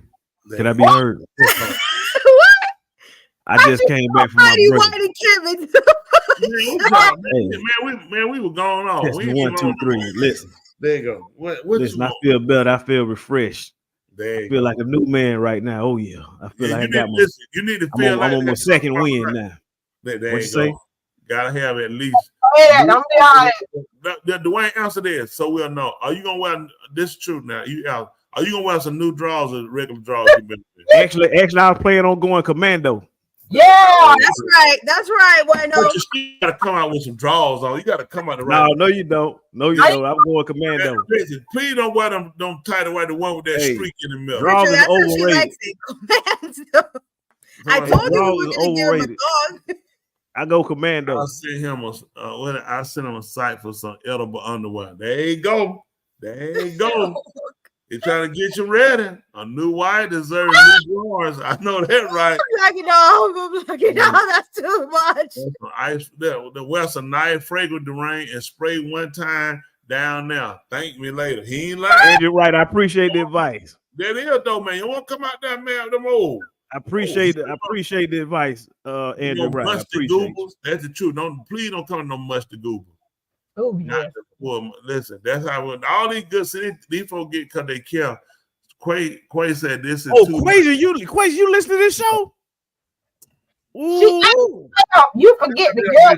Keep you in line. No, y'all. Ooh, goodness gracious, y'all cover your ears. Talking about 230. The girl. Quay, I know it gotta feel weird to hear your talk like this. No, she got it. Would feel weird to hear to sit around here. You don't know what you're doing with her doing new mode. Ain't nothing wrong with Commando. There you go. What's wrong with it? Go ahead. Yeah, you need. Listen, you want to come out there first. You want to come out there. Pause, preacher. No, you need to come out with the right draws on. You need to put you some body oil on so you don't be smelling. Make sure you brush your teeth. Dwayne, get a shot of Hennessy. That's a ginseng. I'm taking notes, preacher. Homemade Viagra. That's it. Listen, I'm taking notes. I appreciate the advice, preacher. I appreciate the advice. Now, get you some nice, put you on some nice little smell good oil so you let it, you know what I'm saying? You smell good. Yeah. You smell good now. Take your time. Ain't that right? You know how your engineer don't touch yourself nowhere. Boy, you met around, you be saying there was a leak in this old building. So I know that's right. Don't touch yourself nowhere. Gosh, I need CBT. Tell hold your hand and say, don't touch nothing because it'll explode. So then wait. You're going to dive in the moment. I'm trying to help This them is out. inappropriate. Y'all got kids watching. They should be. You got It's way past that teenagers, time. 8, 9 years old. If you're an adult and you have kids in the background listening, y'all make sure y'all tell the kids go in the other bedroom. Listen, now he gave you good advice right now. Listen, don't do it on no silk sheet. You don't get the slide, and y'all have that one open. Y'all slide there, lay in that backyard, and the door locked. You can't get back in now. Man, y'all gonna be all on the full ring camera. Y'all gonna be posted all you too free. That's okay. okay. A mason jar laying outside, freaked out. So you need to make sure y'all don't wear them. Don't try to get the most sheet gonna be sliding there. Well, get you some Be Still sheet. But for real, Be still and know. I'm about to cover my ears. Faye, we trying. Do y'all want to help that man have success? Hey, I want to be helped. Right, I want help. Now, if y'all can help me, help me. No, I'm talking about Faith. Guys. Faith, you say you're gonna cover your ears. They trying to help me, Faith. We need this. And then and he told, Charlie told, cut the West short. We're gonna be in now. I tell you, man, why between me and D while we answer one from another. But listen, then what you can do though, this on the up though, that whole week, right? Get you some organic egg. Drink your one organic egg. Pop it. Organic egg. Yeah, you want organic. You don't want them egg with that organic. Man, listen, they help. Listen, they put lead in your pencil. You go there, you want to go in there and try to write something on your wedding night now. Get you some organic. I got my egg. I got my oil. Know your audience. That's all I got. Know your audience. Listen, organic egg every day. Take you on an organic egg. Have you want to when you get through, so you can get yourself back in the game, champ. Get you on the egg right there. Egg, get back in your system. Yes, sir. Get your built right back on up again. You're gonna miss your wedding day because you're gonna be like that. Round 2, nigga. Let's go again. Come on. That's it. Yeah. So you want to get your egg. Have your egg ran up by your bed. She said, I feel salmonella coming on. Exactly. And don't stir it, just pop it, drink it just like it is, straight out the shell. He's saying the truth though. He's not lying. Yeah. It's some orange juice, just blend it. You don't even want to mix it. Look, yeah, I used to drink it, I just pop it. I would never mix it, like stir it and put no salt. No, you just because they don't have no taste. You just swallow it right down. You know why people can do that? Remember I told y'all about y'all stomach is an oven. See that he said. At least oh yeah, that's right. Tuda said that you're wrong if you use the refrigerator. What? At least 3 a day, good cholesterol for testosterone. See that? Yeah, you said you say you don't use the refrigerator and water fountains. Don't use water fountains. Water fountains shouldn't be created. Anything that's cold, don't use it. No, you ain't supposed to eat nothing cold. Now watch what he's gonna do. What you think he's gonna do at wedding night? Now you got the confidence. What you think he's gonna do at wedding night? The man I met her. What you think gonna go in? That man gonna go in with some. No, I ain't misheard. That's what she said. She said your stomach is an oven and don't eat nothing cold for the last week. I ain't even been eating no cold water. I ain't been eating nothing at all. No, nothing cold. You know what? I ain't ate no cold water since I don't know when. Cold water, ice. That's what cold water is. I got this real nice picture, and I put it in the I just leave it right there on the countertop because I can't put it in the refrigerator. How have you been feeling? You know what, Tula? Actually, I think I might be feeling all right. You know, as a matter of fact, I think I've been feeling pretty good, Tula. She's just getting you ready for your wedding. That's all she is. I feel my testosterone coming on. Hey, the man finna mess up tonight. I knew he was gonna do it. Anything to mess up tonight, he ain't gonna make it. Man, make sure you have yourself together and go on clean. You know, something else to do this week too. Go ahead and do you a good detox. I'll tell you about do y'all a good detox. That's right. So you don't have to use the bathroom at 10. Oh yeah, 9:30. Yeah, don't clean yourself out, man. You gonna get on that stuff. Listen, go ahead, go on, clean yourself out. Go on, get your detox. So get your system cleaned out, eat good this week, so you be ready. Don't do it close to Saturday. You gotta have that done. Everything done. Like yeah, you ain't trying to do all that doodle. Oh, hey, I'm gonna be boo-booing in my marriage. Yeah. I ain't like other people who don't want to boo-boo around other people. I'm not gonna be. You're gonna be doing that during the honeymoon all day long. I know that, right? Not all day. I don't boo-boo all day long. Not all day. There you go. That's that nervous good. No, we're not doing it all day. There you go. We said that it's pretty regular. Well, just know your first impression coming out. You don't need to do that day. At least wait till the next day. Don't do the first day. If you had to go down the hall at the hotel and go down there and use the first day, give her that first little break. Don't let her smell you just then. Go get some towels. I'm gonna go get some towels, and that's when you go to the bathroom. And that way she can say, oh, he gotta wait. She can go sneak and do the same thing. And make sure you bring some spray. Yeah, and some baby. No, women ain't allowed to fart and do all that stuff. That's just for men. That's part of the clause in the marriage contract. You can't fart. But you're requesting me to do okay. Yeah, you got. So, have you dropped the turd yet? Has he seen the turd? I was about to the other day, but I said not ready yet. Are you serious? Wow! You've been married for what? Almost a year. It's gonna be a year, but that's gonna be for our anniversary, preacher. But they're not for growth. Look around one day, you still talk. It gonna scare him. He might start shooting in the toilet because he never seen one from you. You gotta break it. But I've seen him, like, so that counts. No, he need to see you, so y'all regular. You say this your mess. He didn't see your mess, so he'll know your mess. If it's a contest, they got 100 different women mess. He need to know your mess. Like Tula, I know her mess from anywhere. Yes, I do.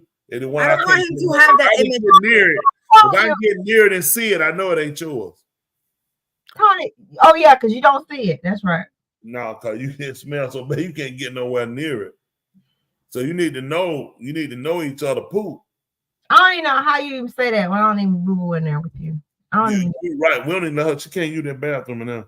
That bathroom. Y'all need to have real conversation, y'all marriage. Urinate. You need to have urination. That's all she can do in that. Urinate. She got 3 other bathrooms she can go across this house and find. And take her time and do it somewhere where I don't have to see it. That's right, preacher. Or smell it. No, I'm just saying. No, I know the little. I don't want to see it no more. I follow my raw. Woo! But you need to know it. That way you identify in case of car wreck. If it's a car wreck, they said we think your spouse was in here, and they said, but we can't see the face. But they done messed on themselves. You said that's not mine. So how you know, I'm able to stand here and smell it. No, that's not mine. Oh my gosh. Yes. What dare I say? Mine have to go to the service station call. She almost killed the cat when the cat went in the bathroom with her. I mean, you might be married to the same woman. That right there killed the cat too. Right? Hey, your home baby. Maybe you gotta do that. But Dr. Joe, you need to go ahead and let that man need to see that turd, that hole in your marriage. You let him see that turd, Doctor. Let him see that turd. Worry about your turds, okay? Yeah. Well, she gonna see plenty of turd out in that weekend. Worry about Stasia's one. When you see hers, you let me know. You definitely should see on your wedding day. Listen, that's why you supposed to fart on the first date. You let them know who you is. But I'm sure she hasn't. So you already done paid. Hey, this coming from the man who was actually farting and polite at the same time. Listen, I guarantee because for a man to be I want y'all to hold in the bus. Let me ask something. Has she heard you pass gas? She'll smell you pass gas before. I tell you what, why don't we have her on the show one day and you ask her? That's it. I'm sure she has, because that's something you'll do. Yeah, you fart anywhere, Bueno. Hey, you smelled that buzzer before in person. Anywhere.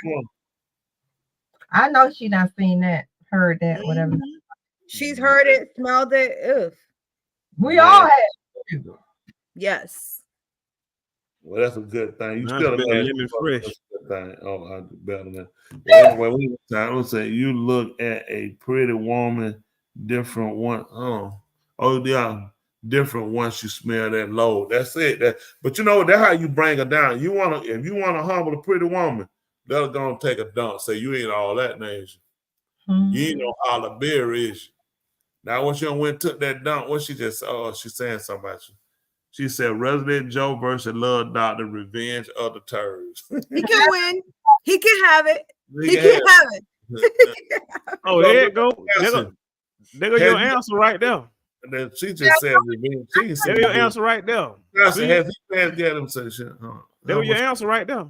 Has she passed gas? Has she Did passed you pass gas? gas back at him to let him know you got one too? She probably did it. No, women ain't allowed to do that. Were you guys having a gas That's fight? a one-way road. That's a one-way street. She did it. She just didn't know. She So did did it. you try to pay gas in front? Were y'all somewhere eating or were you outside somewhere? I don't know what you're talking about. You make it sound like it's just one isolated incident. I don't know what you're talking about. I don't know what you're talking about. He parks all the time, preacher. Of course not. I silently pass air. Okay. I told y'all she not did it. Did it. I know when. Then But guess what? A lady would never tell. You start speaking like. No, you ain't gonna say that because you don't want to embarrass her. They dating. This is courting. So there are things that you don't say. You know, you just kind of just let things happen. You're right. The silent one's the real killer. Them the one put you in the hospital. Them like when I had to pay again, I was pulling out. That came out. That was that loud. That one clean. Ain't nobody pass out. Ain't nobody hurt. Yeah, you probably need to let her do your laundry after that. Whatever. I know Loch Ness. I guarantee you, but she let it loose down. She tearing a wall down. The one be laughing and giggling all the time. Them hard for it right there. She for it, man. Listen, she gonna lose them screws out them pews. I'm trying to tell you. You tell them, Loch Ness, hey, you don't tore some material when you don't pay a gas before, hey you. They gotta laugh. She know it. She like, I ain't know. She know. She gonna tore material. Listen, knocking that sneaker, she laughed me all that good. Ooh, then the one they pulled, they'll tell the material. That care. He got a footstool. That's gonna be hilarious. And yeah. So you gotta get. You know, he had to stand up on a stool when he take a dump. Hey, this dude Chavis is hilarious. He been in the comment just doing it. I hope his name is right. Chavis Tumblin. I like the commentary, man. I appreciate you. Now hit the cash out. Chavis. For it in your sleep, and that's right. That is good. Listen, man, I like a good one at night. Listen, I used to roll back. That's innocent because you don't function. No, I'm telling you what's a good one. You turn back, you roll on your side and slide back, right? And let your behind touch a leg and then fart on that leg. And then hold her head under the blanket. No. You want to fart on her leg, man, to get pissed. I'm gonna have to fart on your leg. It's been a minute. I need to fart on your leg. Please don't. I told the lady to hurry up and get something out of my backpack for me just to fart. I like that. And that's smart right there. I like that. Terrible. My wife, first time with me, she was falling asleep and one slipped out, woke herself up and looked at me. Yep, I heard that. That's right. They be trying to play all that. They know what they be doing. Whatever. Yeah, he is sick. But Dwayne, that's gonna really be a token of your love. You want to find out y'all got a love can last. Roll, make sure you put your behind you, put it back on her leg. It gotta be one of them make the noise. One of them. Yeah, he has to do it to blow his marriage. Where stick her kneecap. Taking notes. That way you'll find out what that show you what your marriage made of right there. That's right, preacher. You tell me. Yep. Had your husband passed gas on you yet, Dr. Jones? Yeah, all the time. Oh yeah, there's a fart with her in a public place and walk out real quick. All the time. Oh, that's how you do it. That way you sit and and she can't holler either. He thought that's the Dutch oven when you fart and pull the cover down and don't let them get out. Smitty, we're gonna do that with Smitty. Oh yeah. Oh, that's gonna be war. No. I'm gonna put that code here. Don't give those ideas out. I will throw Man, you up. a kid, you can smell that poop, man. It ain't kill you now. You don't know what might happen. You met around, you wind up down in that cover. I know, especially at our age. Who? Especially at our age. I know that right. You pulled up in that thing, don't tell what happened. So listen, y'all. So y'all make sure y'all do that. Show some love to your spouse. So next time I got a poop, I'm gonna slide back down. Cause it's been a while. I hit that leg first, just bring back them old memories. So Lil Doc, make sure you do that. Make sure though, don't be pushing too hard, Lil Doc. Take your notes. Especially when you don't cut them cheek parts out. Don't cut the one by the hole. Cut about a biscuit. 2 biscuit size. So all you want the cone. You don't want the whole butt out now. Leave the whole. Cause he don't need to do that. He don't need to do that. Cause he got hair in it behind and he got that little tissue chrome. Oh my God. Yeah, they're gonna turn off. Don't He do said that. if he has hair on his behind. Yeah, if he got hair back on him behind, then he got that tissue rolled over there, then the dingleberry hanging down. Don't do that. Waxed out. Make sure you get you some clippers you ain't gonna use. Make sure you go up your behind, man. Make sure you good. I'm gonna help him out. You don't want to go there. You don't want to mess up, man. Some stuff like that first appearance now. I want to help you go back to bed. You go there one time, you might not come back after that. Hey, I'm taking notes. I need to know this. You got to have a strong marriage. You want to last, you got to have these conversations. I appreciate you. You hear what he just said? There, that's a good one. The other week. Don't go Wednesday. In the car. I can't hear what you're saying, Tula. Your voice coming in and out. I know, because Tony's rude. I said go get the waxing before Wednesday. Go wax your. Tula, you got to work on your comedy. When you tell it, when Tony said it's funny, when you tell it, it's just real dry. Just to try it again. Your delivery, just work on your delivery. She's not being funny. She's being serious. It wasn't a joke. It wasn't funny. It wasn't funny. She's giving you an advice. Wax your behind. You got to do it by Wednesday. Try it again. You got to work on your delivery, Tula. That man's sick, man. Who else I got on him? We got time. I ain't even worried about it. I see how you look. In the house of the butt. That's right. That was on them dingleberry. That's why I told him, man, make sure you go ahead, man, cut the hair behind out your behind, so that way you get your bikini wax. So you just want, man, you don't want no dingleberry, man. She go with that man like the 19th century had them little balls hanging down up there off the little. Maybe they had them little balls hanging out those spreads at the bottom. So you don't want them dingleberry hanging. So you want to make sure you be all cleaned up. And please don't just go in there and just come on out your little clothes. Oh yeah, we just going and go now. Man, them goober gonna be musty, man. You be studying, you're gonna be nervous, you're gonna be dripping sweat. You don't want she don't need to smell you musty. So you don't want to do that. So make sure you go in there and take a bath, get your oil, get yourself to go on together. You're gonna sit out there and wait. Don't touch yourself. Just lay down and just let your heart just bounce out your chest. Then she come on out now, you be ready. Be ready. Be ready. Be ready for Stasia. One time I had gas so bad and my supervisor was walking behind me my name until he smelled that thunder and said, never mind. So that's what you need to do. I like that. He said, hard y'all, but we'll hard y'all too. We got to get ready to go. Because Doc, also do your crunches. Andrew. Hey, matter of fact, I want to raise because I stayed an extra hour and a half. Yeah, you should have came back. This was us taking our time. We stayed longer because we want you to be better. Hey, well, I appreciate it. I appreciate it. Hob y'all, Tula. I want you to Tula and Joe. I want you to Joe. I will. What he just said? Whatever you talking about? I don't know, preacher. At this point, he's done. He's delirious at this time. She said she's done. She's going to bed. Listen, you want to try? What time do you want her to go to bed? Cause y'all had to win. Get through. You know what? I'm just curious. What time do y'all get up in the morning? Dr. Joe and Tula, what time do y'all wake up in the morning? Early. It all depends. Early. We gotta go to a grandparent lunch tomorrow. Oh, kids. You know what? I hear that grandparents really do have a lot better time with the kids. Yeah, they do. Yeah, that's all right. Grandkids definitely different. You see your kids and in your kid, your grandkids. You're like, wow. So they get all the innocent, they get all the hugging and the real attention. Then the kids, whatever the kids miss, it go in the grandkids. So yeah, so we got to do a grandparent lunch tomorrow. Then Monday we got a grandparent breakfast. Well, looking at what time, none of it is before 12, so all of it is breakfast. It's rough, man. It's rough. I'm like, goodness. This is stuff you gotta do.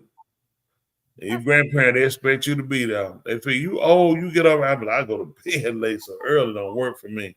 But we make it happen. But listen, we appreciate all y'all for listening, being here with us. And y'all know we appreciate y'all. Keep on sending in suggestions to Love Dot. Love Dot, make sure he not hung up. Hey, Joker, get back on here. We getting out. You gotta go out together. You know we gotta do the song, go up, then come back. Hey, well, come on now. You keep talking about, man, I'm gonna let y'all go. Then you keep talking again. So it's going on midnight. That you were talking. Yeah, we want to. Hey, why don't you get that lamb, eat some of that lamb soup? That'll clean you out. What? Not you. I'm trying to wonder. You know what? Yeah, Tula, I heard that you made some real good soup. That you made it really well. If you could bring me some tomorrow, I appreciate you. Yeah, we ain't got none of that going. I don't have any more. I just. Yeah, I hate that today. We'll catch on the next round though. You just go in there and make sure you're able to stay up that first night. My Black Eyed Peas. No, he talking about everybody. Didn't them peas look like they look terrible? They were mushy. They were mushy. Why no? I cook them just how I like it. Oh, that's fine. That's what I said. I said I like mine thick and mushy. He cooked them like somebody. Lose their teeth. You know, like babies. That's fine. That's how you like it. They look like they were good. Oh, them things was so. Listen, let me tell you something. What do you season them with?